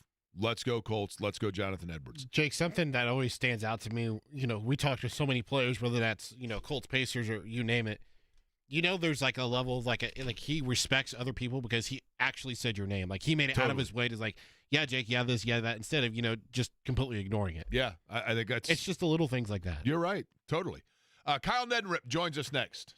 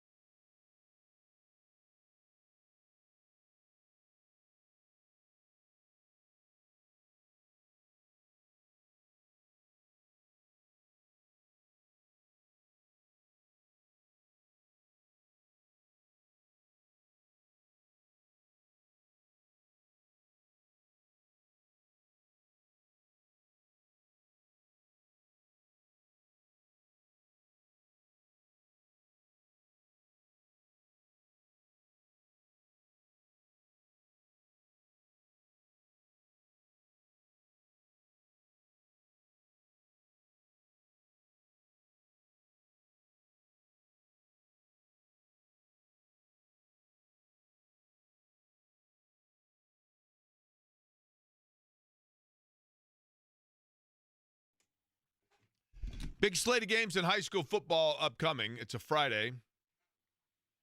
Means that we get to talk about. And last week, by the way, so Crystal House is one of the teams that I'm trying to back and support. And last week, I actually went online to look and see, and their game was the only unreported game. So I was like, wait a minute, did they win or not win? And I couldn't find any result for it whatsoever. And so I'm not certain whether or not they won. I do know this, Carmel, and Kevin Wright is a guy that I, have known since he first started coaching high school football. He was an assistant when I was in high school at North Central. Of course, his dad, a legend. And I think Carmel's for real. That's one of the things that we can talk about with our next guest. Speaking of lost and clueless, we bring on Kyle Neddenriff from the Indy Star. That's right. He joins us now on the always busy, very busy today guest line. Kyle Neddenriff joins the program. All right, Kyle, I'll begin with this. I did not get a chance to see, and I'm going to put you on the spot because you may not remember or have it all at the top of your head. Did Crystal House win last week? No. And I can't not remember who they played right now. It's escaping me. It was the only unreported score when I checked late last Friday night. Yeah, So, I believe it was a team from Gary. Okay. Let's begin with this, and I'll start where I was just talking. Carmel is for real, are they not? It looks like, when Kevin Wright has had success everywhere he has gone, Carmel has been obviously a rich tradition of football, but they had some down years by their standards, but it looks like they are for real. Tell me I'm wrong. No, you're definitely on track. I had a chance to see Carmel in person last week against Westfield, and expected a really good game, and it was. Westfield fell behind big. It was 20-0 going into halftime, and then battled back. We're within a 10 with a chance to cut it even further, and then interception, really nice play in the end zone by Carmel's defensive back. Grayson George, but and from there, Carmel kind of rolled. It was 34-10, and these first two games, man, it's been very impressive what they've done with Fishers and Westfield these first 2 weeks. And from talking to Kevin in the preseason, I don't think he fully knew like what he had exactly. You're coming in after a long time away from the high school game, and he believed he had a good team, but you don't know till you get out there. Well, the first 2 weeks they've been super impressive. They went from outside the top 10 to number 3 in 6A very quickly. So, I guess the Carmel back question will be answered later in this, obviously in the sectional and beyond. But yeah, they're definitely on the right track. Their offense is just really dynamic and explosive and fast paced, and then their defense really played exceptional against Westfield. And I don't know if, there's many, definitely Brownsburg, Center Grove. We'll see. I cover HSC Avon tonight. I'm curious to see both those teams, but you put them right in the upper echelon of 6A, I think, without hesitation right now. One of the guys in the area, Kyle Neddenriff from the Indianapolis Stars, our guest talking high school football. Brandon Sharp at Brownsburg, looks like a Tyreek Hill kind of player. You get him in space and let him go. Now, I'm talking a very limited scope by which I've seen him, and I was surprised to see, I think he's a junior, that his offers list to this point are not to the level of, I'm like, man, this guy looks unstoppable. But part of that may be size. He's 5'11", 160. Did I just see like a small sample size where he looked unbelievable, in particular in the Cathedral game, or is he, in fact, one of the best players in the area and one whose offers will only escalate? They will definitely escalate. I think you're on track with what maybe why the Alabamas or maybe Alabama's a wrong choice considering their first game of the year, but right. Some of the blue chip programs haven't offered yet, and he did visit Ohio State last weekend, so I'm curious. Ohio State's a little bit later to offer normally just because they have the pick of the litter, when it comes to basically every position, but certainly receiver. So I'm curious to see what transpires, with some of these other blue chip programs. I think the only reason is really his size.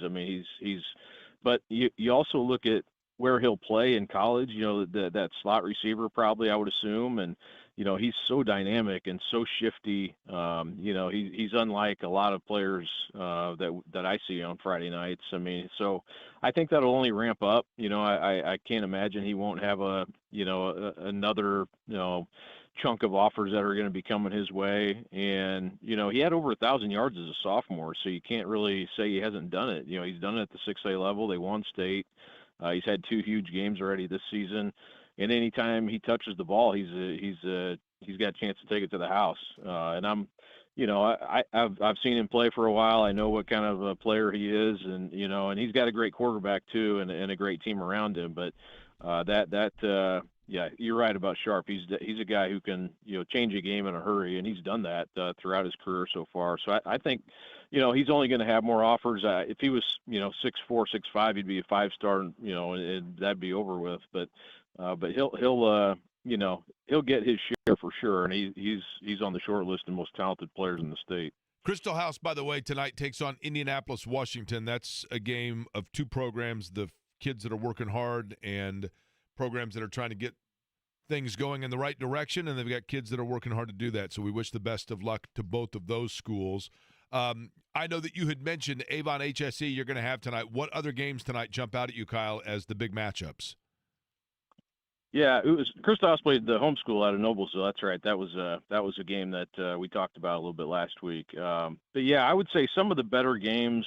It's kind of a week where all the conference games start. Or a lot of them do anyway. So the HCC, they all play each other. There's some MIC games tonight.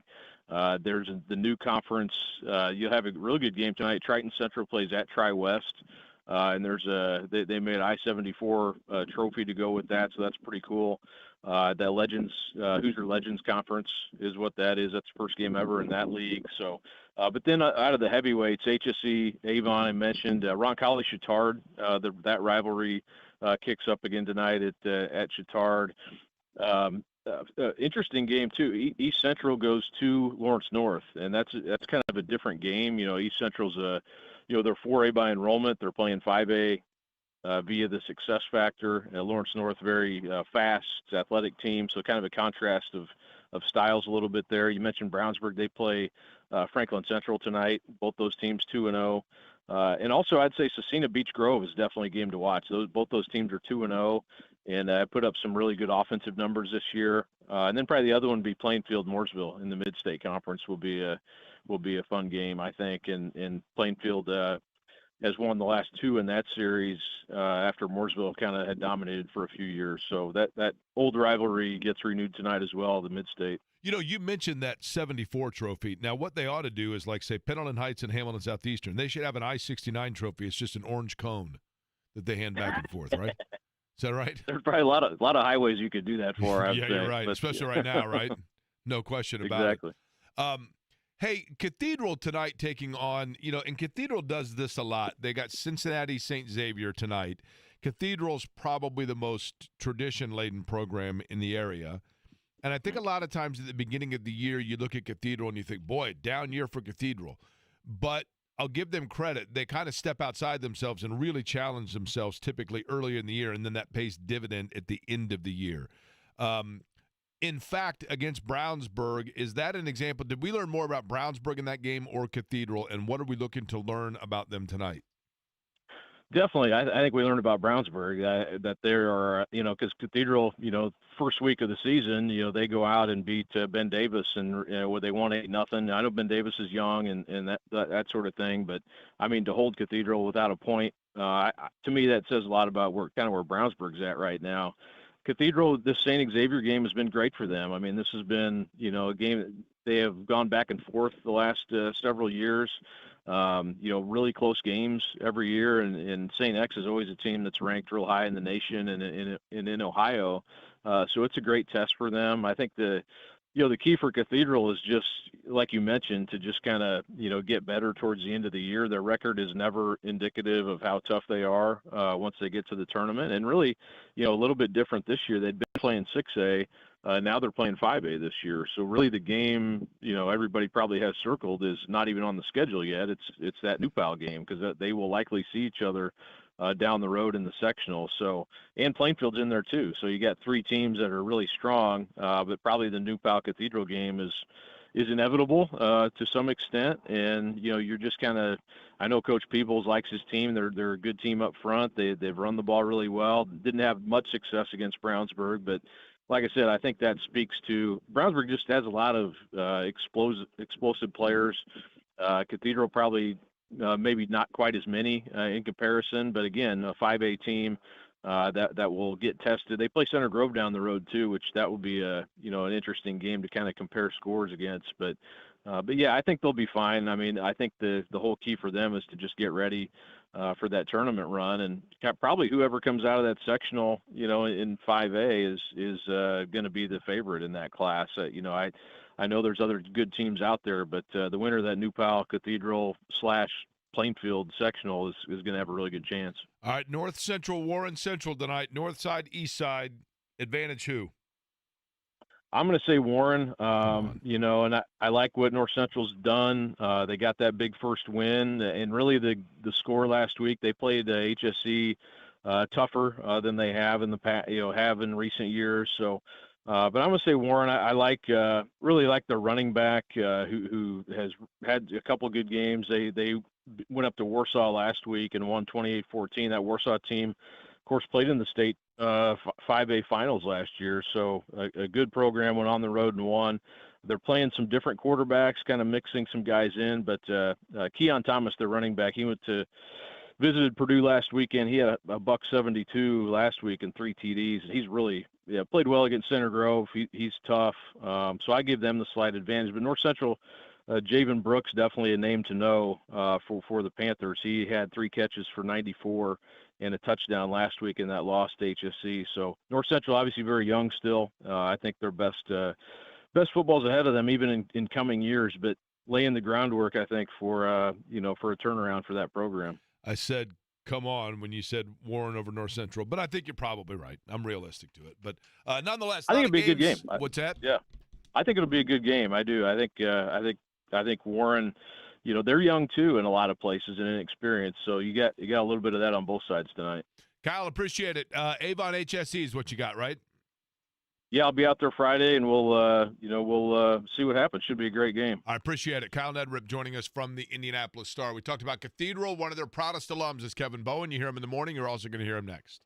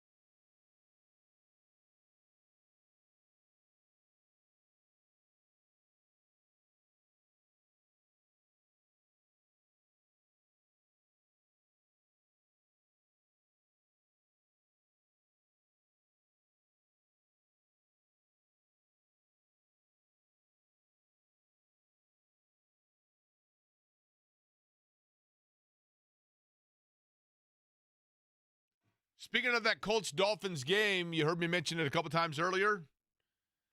It is your chance to start the NFL season and your Colts Sunday at the Slippery Noodle, the oldest bar in Indiana. Marty and the gang, they are always hospitable. I love it there at the Slippery Noodle. 9:30 in the morning, everything getting underway on Sunday before you go into Lucas Oil Stadium. Drink specials, of course, their fabulous food at the Noodle. Tailgate games going on, and Jack Daniels, Neutral, and our own Jeff Rickard will be there along with fun and games from The Fan. You can go to 1075thefan.com for all of the information. We will be doing, this radio corporation will, tailgates before each and every home game from the different radio stations here, The Fan and our sister stations. But it begins with The Fan, the Noodle, 9:30 on Sunday with Jeff Rickard there. Of course, you hear Jeff in the morning along with James Boyd and our next guest who joins us on the guest line, Kevin Bowen, as he will do each and every Friday leading into Colts games. Kevin, let's begin right away with this one, and that is what I've said with John and others throughout the course of the week, but I want you to expand upon it. You always want to get off on the right foot on a season, and you want to, for the first time since they beat Terrell Pryor and the Raiders, get a win and an opening game to start the season. But this one to me is even bigger with Miami because barring injury on either side, I think Miami and Denver both, the Colts' first two opponents, are two teams that really have similar plots within the AFC, and you could theoretically look at and say, these are the teams that Indianapolis, if they want to get into the postseason, that we're going to be scoreboard watching in November and December, and therefore you got to get off on a good foot with them right now. Am I giving too much credit to Indianapolis or too little credit to Miami and Denver? First, a happy belated birthday. Thank you. Had a great birthday. No, I think you're spot on. And so, yeah, I mean, it's really a conversation I think we have had since the schedule came out in May. I think if you rank the importance of the 17 games on the schedule, I would argue outside of the two Houston games, these games right here, Miami and Denver, as you pointed out, are 3 and 4. So I think they're huge. And I don't even care about, like, the week one drought. I mean, sure, I guess it matters. But, you know, wherever the Miami or Denver games would have fallen on the schedule, I probably would have ranked them pretty high. The fact that they're both at home as well, I think adds to it. So, yeah, I mean, if you look at recent years, Miami and Indy especially, Denver here more last year, they have been right there in the old wild card pool trying to get one of those 3 spots. So, yes, I think it takes on even more importance here coming up on Sunday. What is an area, Kevin, that we have not talked – we've talked so much about the quarterback spot. And I know that with Daniel Jones, there's a ton of intrigue, and Tyler Warren as well, right? But is there an area with this team and this roster and this construction thereof that you're going to find yourself consistently looking towards come Sunday and because you just don't have a feel for it yet, it's not been one of the main talking points? How about kicker? And I would say that for probably either team, to be honest with you. So for the Colts, we know the kicking situation. They cut Matt Gay back in the spring. Spencer Schrader, second year in the league, is now the place kicker. He's got a booming leg. That's no issue whatsoever. But he's only kicked 5 field goals in his NFL career, kicked for 3 different teams. He actually kicked in the Colts opener last year when Matt Gay was hurt. But now he's your full-time kicker. And, again, the leg is of no issue. But, you know, for example, yesterday we're out there, or the other day we're out there at practice, and he missed a short one during practice. Like, you know, is that going to be showing up at all in game settings? So I would go there. And then for Miami, their kicker is actually hurt, Jason Sanders, who's a pretty accomplished kicker. They will use a guy by the name of Riley Patterson, who did the kicker tour last year, kicked for 3 different teams. I want to say he was 4 of 7, so not great in those appearances. So I think any time you play an NFL game, period, especially one with, you know, you go off the Vegas line, it's a 1.5-point spread. Kicking matters. Kicking matters in close games especially. So I know we've touched on it here or there, but I would probably go there. Okay, what about the opposite of that, which would be an area that we have given a lot of credit, or there has been a lot of public credit given to the Colts for improving or seemingly have it be better, and you're not sold on it, and thus are like, yeah, I don't know. We got to show me the proof in the pudding. Yeah, I mean, I'd probably point to cornerback. I mean, they have, I would say, invested into that group really like no other in the Chris Ballard era. I cannot recall a time they have invested this much into a position group. And it's not like they have just gotten rid of everybody from last year. They still have, Kenny Moore, Jalen Jones. They still have some of those guys from last year hanging around. The question would become, the investments. There are some questions. Travaris Ward, you could probably chalk it up to a lot of off-the-field stuff for him, some tragic, frankly, off-the-field stuff with him last year that impacted his game. But he is a 29-year-old cornerback. You're hoping he gets back to the level we saw in 2023 and prior years like that. Xavier Howard, again, former All-Pro, but didn't play in the NFL last year. So how do you look at that? Do you say he's got fresh legs, or do you say he's a 32-year-old corner and Stephon Gilmore is the exception, not the rule? So that would probably be the position group that you point to. And again, I think you applaud Chris Ballard in one way in that, hey, the Colts have made some really serious investments into trying to change or add to that position group for Lou Anarumo. But, obviously the question is, are they the right answers? Kevin Bowen is our guest. You hear him in the mornings, of course, on the Fan Morning Show, along with James Boyd and Jeff Rickard. He's on the always busy, especially today, always busy and available to be sponsored guest line. Kevin, how discouraged were you by the Notre Dame loss to Miami? I have my thoughts on it, but I'll let you go first. Well, I was discouraged because I'm a fan, I guess. So I probably overreact either way on that aspect to it. I don't know. I feel like there's two glasses in front of me. Like, one's the glass half full of, hey, did you watch the quarterback? Wow, poise. And, I thought he, delivered a couple important passes and, really did a nice job in his first career start and as quarterback. And he's only a redshirt freshman. So, theoretically you have him for another couple of years. So, and again, Notre Dame lost a 3-point game on the road to a top 10 team. So, I probably shouldn't overreact. The other part of me that is a little worrisome is really the O-line and D-line. And for Notre Dame, like, you probably aren't going to be a top 10 team in the skill groups or on the perimeter, but like O-line and D-line, you have to be that at Notre Dame. And I don't know. I thought they got pushed around a little bit there, probably more O-line than anything in that matchup. So that's where I do have a little bit of nervous energy. And yes, the playoff allows for a slip up, but it just shrinks your margin for error. And with the first time starting quarterback, expecting him to be flawless over a 12-game season is probably not the expectation for you there. So I don't know. I'm probably staring at two glasses, and I should just get over it and worry about, more important things in life. But I'm a fan. Kevin, do you know, or have you met? I think you have. I think you and I have had him on the morning show together. And I'll say our buddy because he's been on a lot of the shows a lot. Do you recall J.P. Shadrick with the Jacksonville Jaguars? Yeah, play-by-play voice, yeah. Yeah, and he's he's on their website, etc. So he is actually part of. I was driving back from Nashville with Nick Yeoman after the IndyCar race, and we were listening to the Notre Dame Miami game, and he was the one doing the play-by-play for it on the radio, and he made this point, which I thought was a really interesting point, and I thought it actually boded well for Notre Dame. And he pointed out simply that game on that particular night was an extremely humid and hot night in Miami, as most of them are. But that as the game went on, in the trenches, Miami had the advantage because their players had been basically practicing in that and used to those elements, and Notre Dame was not. And the fatigue factor that naturally comes with that was the difference. And that literally was what allowed that inner trench domination late by Miami, or control, I guess I should say, late by Miami. And I thought that actually was a really interesting point.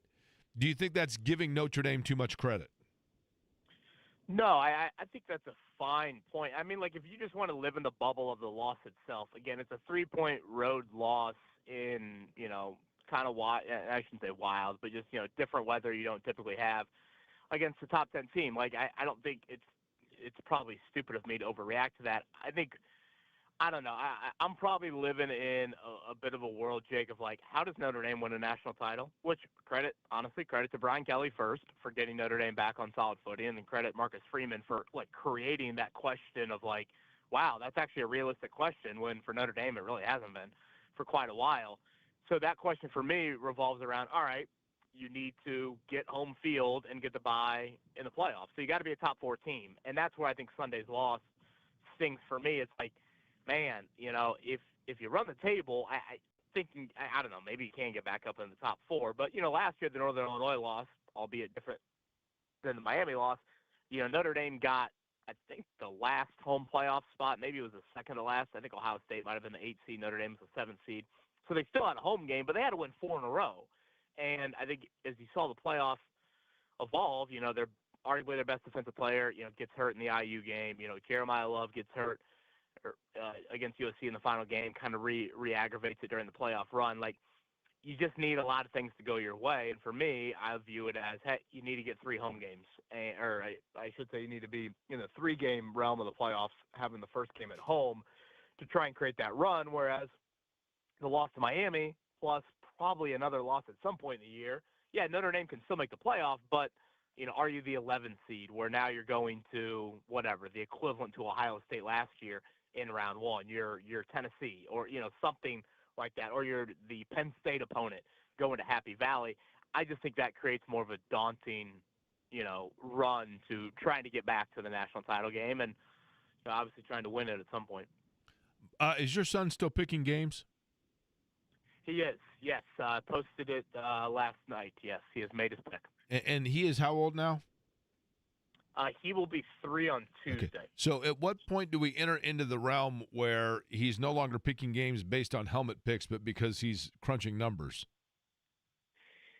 Yeah, that's a good question. He definitely is not there yet. I don't think we'll be sending him to the Ivy League or anything like that. Now, he certainly recognizes the Colts, and I think you and I might have this conversation a month ago or so. I kind of said to my wife, somebody tweeted at me like a month ago, hey, are we going to get the Max Bowen helmet picks? And I thought, boy, is he getting to the age where, like, he just knows the Colts. Right. Like, he sees the apparel. He's got an Andrew Luck jersey. Like, he just kind of knows that logo. But then I thought to myself, if there's any team out of the other 30, I guess, or 31, I should say, in the NFL that he would pick, it's the Dolphins. I mean, it's the dolphin on the helmet. It's, a bit of a vibrant green and orange. I mean, if he's not going to pick the Dolphins, then, you might as well not even do the pick 'em. So, yeah, spoiler alert, after some meltdown, that'll probably create, honestly, birth control for some people watching the first 20 seconds of the video. He does indeed go with the Miami Dolphins. So, Dolphin on the side of the helmet, 1 out, and a career record of 20-14, if I could brag on the young kid.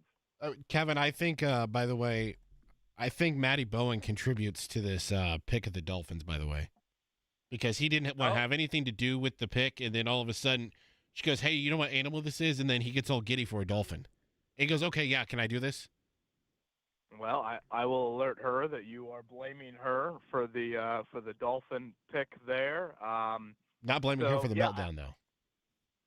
Well, yeah, good luck with that one as well. I don't think we can blame anybody outside of him just being a 2-year-old about to turn 3. So, next week the Broncos, a little menacing on the side of the helmet.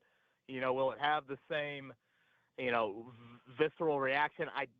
Maybe, but I can't doubt it. And obviously the Titans, I mean, no way. I mean, he's picking the Colts 1,000% there. So we'll see how the animals evolve throughout the season because he tends to kind of side with the, zoology world when it comes down to that. Do we have the dolphin sound effect, Eddie? There we go. There we go. Are you getting PTSD from the morning show with Dykton when he derailed me with sound effects? By the way, Mark Dykton, so Jake, IU is playing Kennesaw State tomorrow. Mm-hmm. Are you familiar with their nickname? I believe, you know what? I know this only because Todd Meyer told me they're the Owls, correct? Right. And Mark, and I don't know, Eddie, if Mark gets to the same sound system that you have, but Mark played what he said was an owl. I mean, this sounded like someone went out in their backyard and frankly shot an endangered owl. It was one of the grossest sounding owl. No, we don't encourage that. Well, Do you remember the bobcat that he had that we're convinced was actually just a guy Right. named Bob in his backyard? That bobcat, I occasionally will wake up at 2 a.m. with that bobcat sound in my head. Yeah, that is literally the worst. I wouldn't wish that. I'd rather hear nails on a chalkboard. So than hear that Bob went out and bobcat shot sound. an owl, and that's the sound effect that Dykton came up with. Okay, very well. Oh, I'm like picturing Dumb and Dumber. Don't they have like the endangered owl at like, one Correct. of these auctions? Yeah. Champagne cork. Yeah. Speaking of that's what I was Indiana, thinking. Kevin, did we learn anything in week 1 against Old Dominion with Kurt Signetti's group, or are we going to have to wait 2 more weeks before we really know where Indiana is? Yeah, I think we're going to have to wait a couple more weeks. Yeah, I mean, they obviously controlled a lot of the game. And I thought Signetti actually, he went out of his way to, point out the stats and how different it was. But I thought there was a lot of validity to it. I do think you can watch for Nana Mendoza and see him throw it, on Saturday. And, okay, is there a little bit more accuracy there, a little bit more timing? I think Kennesaw State, if I'm not familiar, I think they kind of hung in there with Wake Forest for a lot of week 1. And ironically, their starting quarterback is Dexter Williams, who used to be at IU, had some awful injuries, unfortunately, when he was there. But, yeah, we probably got to wait for that Illinois game coming up in a couple weeks. Am I hearing an owl in the background, Eddie? Is that what I'm hearing? I'm trying to find the one that you were talking about from the morning show. I did find this, Jim. Oh, yeah. Yeah, that's our peacock, of course. Yeah, that was who was it? Was it St. Peter's? St. Were they the Peter's. Don't Peacocks? forget, and you got me the Yes. T-shirt. Remember, I Oh, strut. yeah. It says strut to I strut because I'm cut when I put Uh-huh. that on. It was a gun show. Yeah. Did you wear that to your birthday party this week? You know what? My birthday party consisted. 53 doesn't have the same oomph as it did at 50, Kevin. I'm not going to lie to you. Like 53 people are like, oh, wait a minute. Was it your birthday? Yeah, it is. Okay, great. Happy birthday, which is cool. All right, Kevin Bowen, again, Dolphins coming up week number 1. And lastly, I saved it for the end, Kevin, but we expect to see what from Daniel Jones, and what are we looking for that will tell us early on that he is comfortable and that he is embracing, or rather just simply in grasp with what it is that Shane Steichen wants him to do? Yeah, I think you're hitting guys in stride, a lot of underneath stuff, giving guys opportunities after the catch, pretty quick rhythm. I do think you have to take some shots down the field. I actually just tweeted out a couple question and answers from Shane Steichen on that. And again, I might have Notre Dame PTSD from Sunday, but there's a fine balance in like living in this horizontal passing game of completion, and then at some point you got to take some shots down the field. So I think that's the balance that you're watching for. Yeah, again, I thought Jones. What do we got here? Now is that an owl? That's horrifying. Is this the sound that Mark had, Kevin? That's not bad. No. And I'm in the parking garage if you lose me, by the way. But Now we lost him. Owls, I don't know if you know this or not. Owls can actually turn their head 365 degrees. 360 degrees, not 365. That'd be really something. 360 degrees. Did you know that? An owl, I believe, can turn its head all the way around. Maybe it's 180. Are you talking to me or Kevin? I think Kevin's still there. No, Kevin's gone. He just said he's in the garage. Owls, I believe, can. Thank you, Kevin. Kevin Bowen, the morning show. Kevin's there. Kevin's here. once I heard Jake say it's 365 degrees, I figured I couldn't hang up. It's 360. Is it 360 or 180 that an owl can turn his head? I think it's 360, right? I mean, I assume you're talking in a full circle here. I mean, that's impressive. Oh, yeah. But we might need to call your math tutor, honestly. But realistically, you wouldn't need to turn your head 360, right? You only need to turn it 180. They cannot turn their heads 360. It's 270. Yeah. That's still pretty impressive. Well, that sounds like one of those toys in Toy Story at Sid's house, one of the evil kids' houses. Did you say you're in our parking garage, Kevin? Yes. So you're coming back into the building? You couldn't stay away?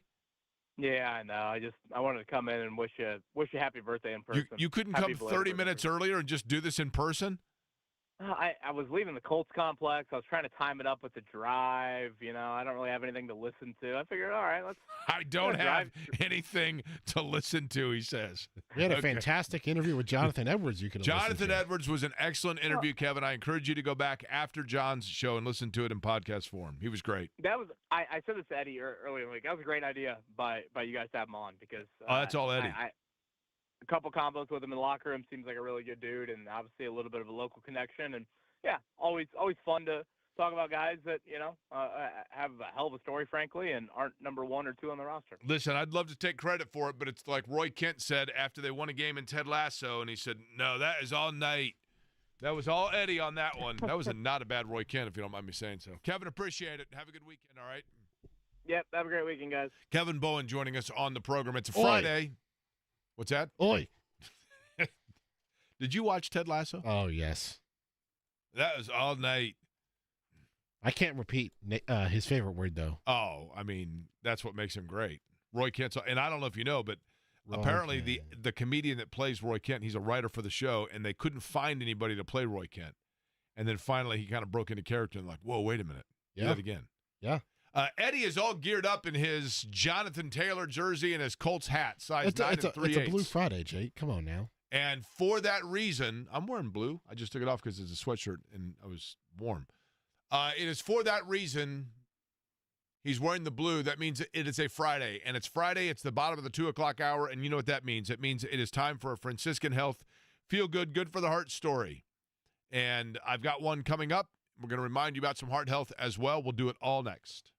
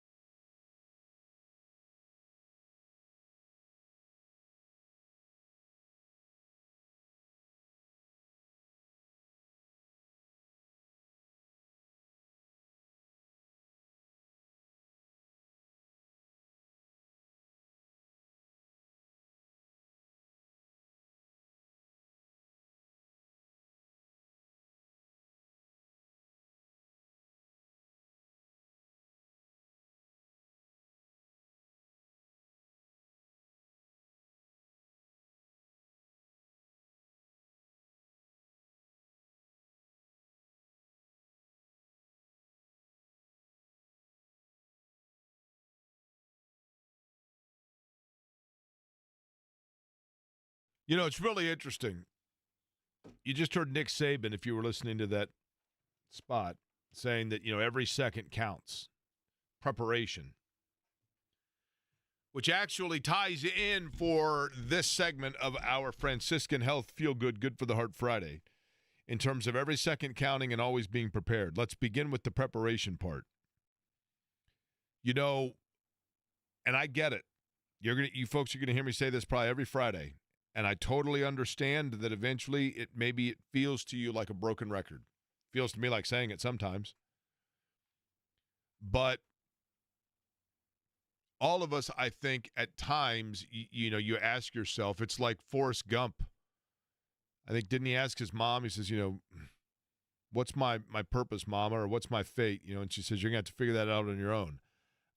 I'm a guy that talks sports for 3 hours a day, and I know that I'm fortunate to do that. I don't know really that I have any skill set, so I don't know what else I could do for a living. But one of the things that I learned and just figured out, and maybe it was the message that was delivered to me, but when I walked, I will never forget, partially because I have it on video, because Shannon videotaped it, but when I walked out of the hospital in October of 2020 and knew, just kind of how delicately on the brink things were for me in terms of my heart, one of the things I knew was, if I'm simply by luck in a position where people might be able to hear me talk, then I need to make sure that others are not in this situation. And so I am extremely grateful to this radio station and Franciscan Health for giving me that opportunity. And what I'm talking about is preparedness. And that simply, in terms of your heart health, for example, getting a heart scan for just $49 from Franciscan Health. $49 heart scan. Somebody just sent me a message this week. As a matter of fact, Jake, you were right. I was shocked how easy that was to do, and the relief of knowing that my score was a 0, the person that relayed to me, which is fabulous. A heart scan which can tell and read, just like, say, the plaque buildup within your heart, and give you a heart health risk assessment score. So once you go through that process, then you get, an idea, a roadmap of where things stand for you and the things that you might need to start doing to be preventative about your health, especially if you are over the age of 40 and have had or battled with obesity or family heart disease history, which is what I had, the genetics of it. If you're a former or current smoker, all of those things, or simply if you want to be preventative, then Franciscan Health has the $49, you can pay out of pocket, affordable heart scan, non-invasive, takes about 15 minutes, and it is oh so simple. 833-238-0688 is the telephone number. That's 833-238-0688 or franciscanhealth.org/screening bundles. Our story today is one that, truthfully, when I say a feel-good story, it's not always a feel-good when you're talking about people that are dealing with terminal illness. And, that can be certainly a downer. But when I talked about the fact that sometimes life is about preparedness or being aware and living every second, sometimes that comes even when you are facing the hardest challenges. That's the case for Doug Smith. Doug Smith, who is battling a terminal illness and is in hospice care at an organization called Morning Light Home over on the Northeast side. And one of the things that the hospice care does is they want to make sure that they are, again, preparedness here, right? That they are preparing for folks that are going through a difficult time, to making sure that each and every item that they have wanted to accomplish or do is checked off while they can still do so. And Doug is one of those guys. I don't know Doug, but certainly in reading about him and learning about him, Doug is one of those guys that just said, you know what, I want to also be prepared and live every second. And part of living every second was being able to seize moments and experience things that he'd always dreamed of and thought would be cool, and feeling that rush. And I love this too, because we all know Doug Bowles. Everybody knows Doug Bowles, president at the Indianapolis Motor Speedway, president of the NTT IndyCar Series. And Doug did not know Doug Smith, but they shared more in common than just the first name. They share in common, anybody that knows Doug Bowles knows this, the ability to seize and grab moments. And so Doug Smith, in his terminal illness, simply held up a sign on social media that said, "Live life as if it's your last lap." And Doug Bowles certainly knows the importance of a last lap at the Indianapolis Motor Speedway. You know, J.R. Hildebrand was about to win the Indy 500, last lap, right? And denies victory.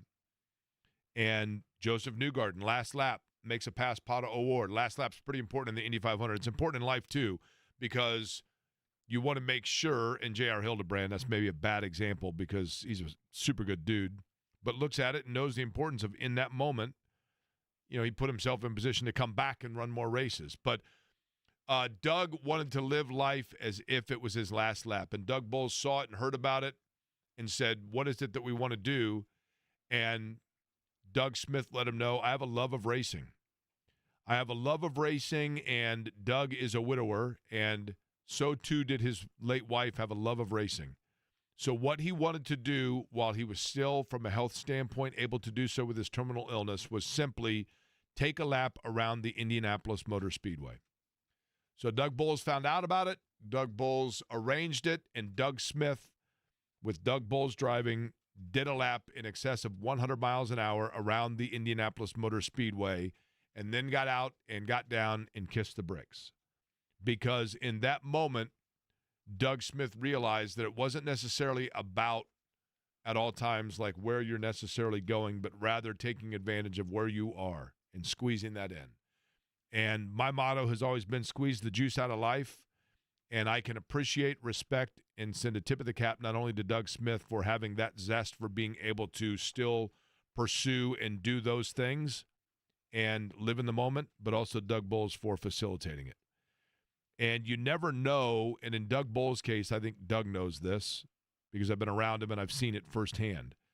The ability to make a difference on even a little thing that maybe you take 20, 30 minutes out of your day, but that 20 or 30 minutes that you take out of your day might be something that somebody else has thought about for 20 or 30 years and never knew that they would get that chance.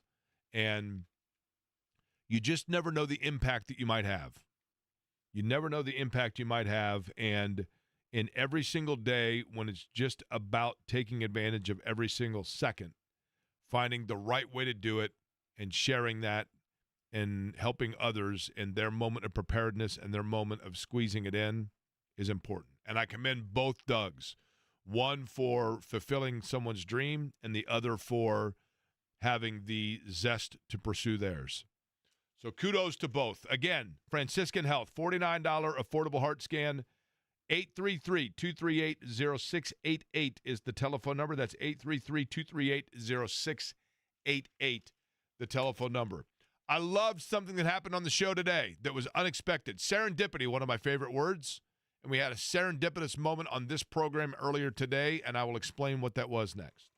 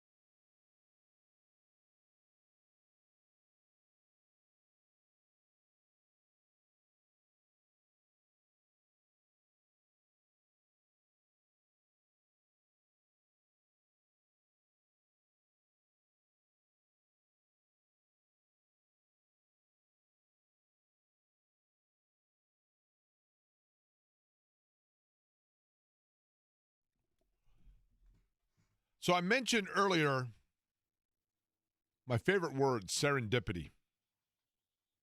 Now, Eddie, I'm going to put you on the spot. And I think I would not expect anybody to know this, so I'm not saying it to. Do you know, for the most part, or do you have a grasp of the definition of the word serendipity? Isn't it something that, like, good fortune happening or something like that? Yes. Like good fortune happening, like at a random time or something? Kind of. Basically, by definition, it is the principle or practice of finding something while looking for something else. So a positive thing happening while in pursuit of something different. For example, you long ago thought you had lost your favorite ring, and then you're looking for your car keys 2 years later, and you look underneath a cushion, and there is the ring, and you found it by way of serendipity. So that's essentially what it is. So a serendipitous moment happened on this program because, and Eddie gets the credit for it, Johnathan Edwards, who was the only undrafted free agent in this year's class to make the Colts 53-man roster at the time that they announced their roster, is a guy that Eddie had noticed, like, oh, look, he played the majority of his career at Indiana State. He began at Indiana State, and then he went to Tulane. And so Eddie said, let's get him on just to talk kind of about the fact that he's from Indiana State. And so we did it with the intention of just having on a guy to talk about Indiana State and the fact that that was part of his journey into the NFL. And by serendipity, what we found, or at least what I discovered, because I didn't know it, was just a remarkably fun conversation with a guy who told his journey all the way through of overcoming from a young age, being a high school player that was not a big-time recruit and went to Indiana State, and then once at Indiana State, bonded with Kurt Mallory and appreciated it, but knew that he could test himself even further, and went to Tulane, and then kind of was overlooked there in the post-college career process, and all of that fueling him into becoming an NFL player. And had he gone right away out of high school in St. Louis and just, done the 4-star recruit, number 80 recruit in the country, signs with Missouri or signs with Illinois, I don't know that he's in the NFL. So while going to learn more just about Indiana State football by way of serendipity, we learned more about Johnathan Edwards. And that was a win because he was a really good conversation and I thought was super cool. Definitely a guy that you want to root for. So that conversation will be up in podcast form that you can listen to after you listen to J&B today. All right, real quick before we get to John in the crossover, brought to you by Love Heating and Air, love-hvac.com, 317-353-2141, the telephone number. Eddie, I'm going to give you the game. You tell me the winner. You ready? I'm ready, Jake. Hit me. Tampa at Atlanta. Tampa. I think Atlanta wins that game, by the way. Cincy at Cleveland. Cincinnati. Miami at Indy. We'll come back to that one. Vegas in New England. New England. I'm going to go with Vegas on that one.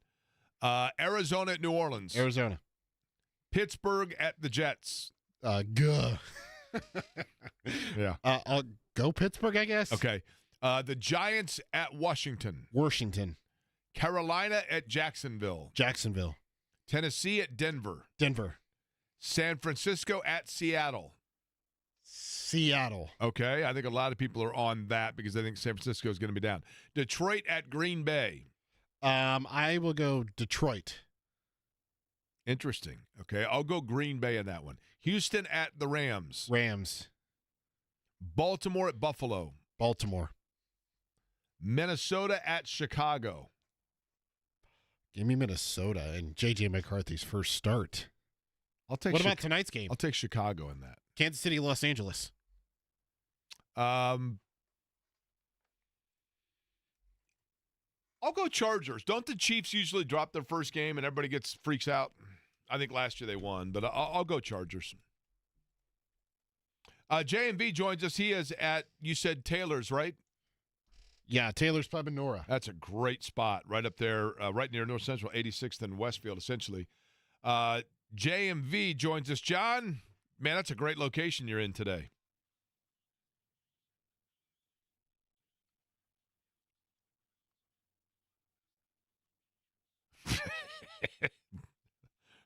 Did you go shopping?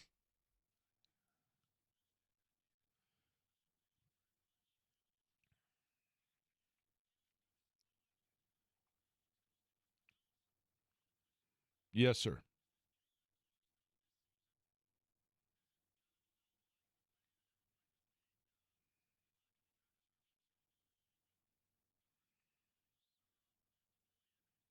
Yes. Yeah, I think so. Because I think it might be John, I think it might be the bone bruise that's keeping around and not the groin.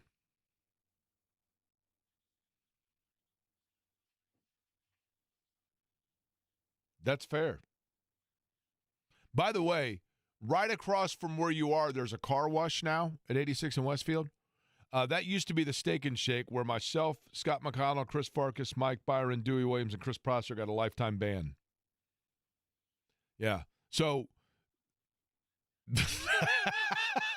maybe if they wouldn't have given us a lifetime ban, they'd still be there, right?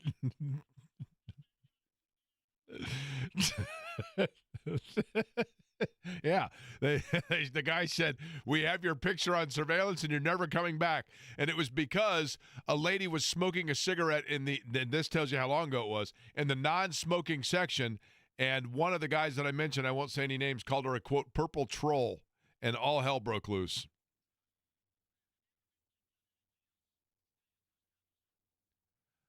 Boy, that's a good question. I'd have to think about that. I have not. What about you, John?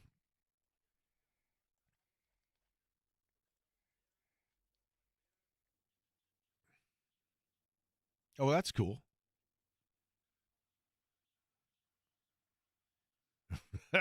By the way, somebody said, I'll have to send it to you. I was sent the music video from the music video that the guy that was the bouncer at the Video Saloon in Bloomington was in that we talked about yesterday.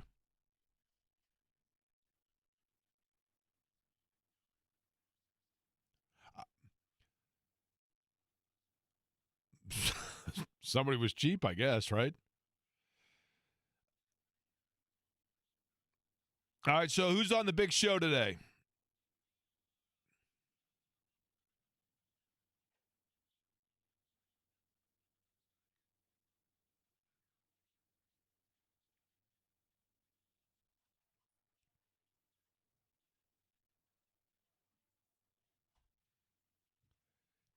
I am. I will be back after the Oasis show. I'm going to Spawn Ranch tomorrow to find the Manson cave where the Manson family lived. Yes.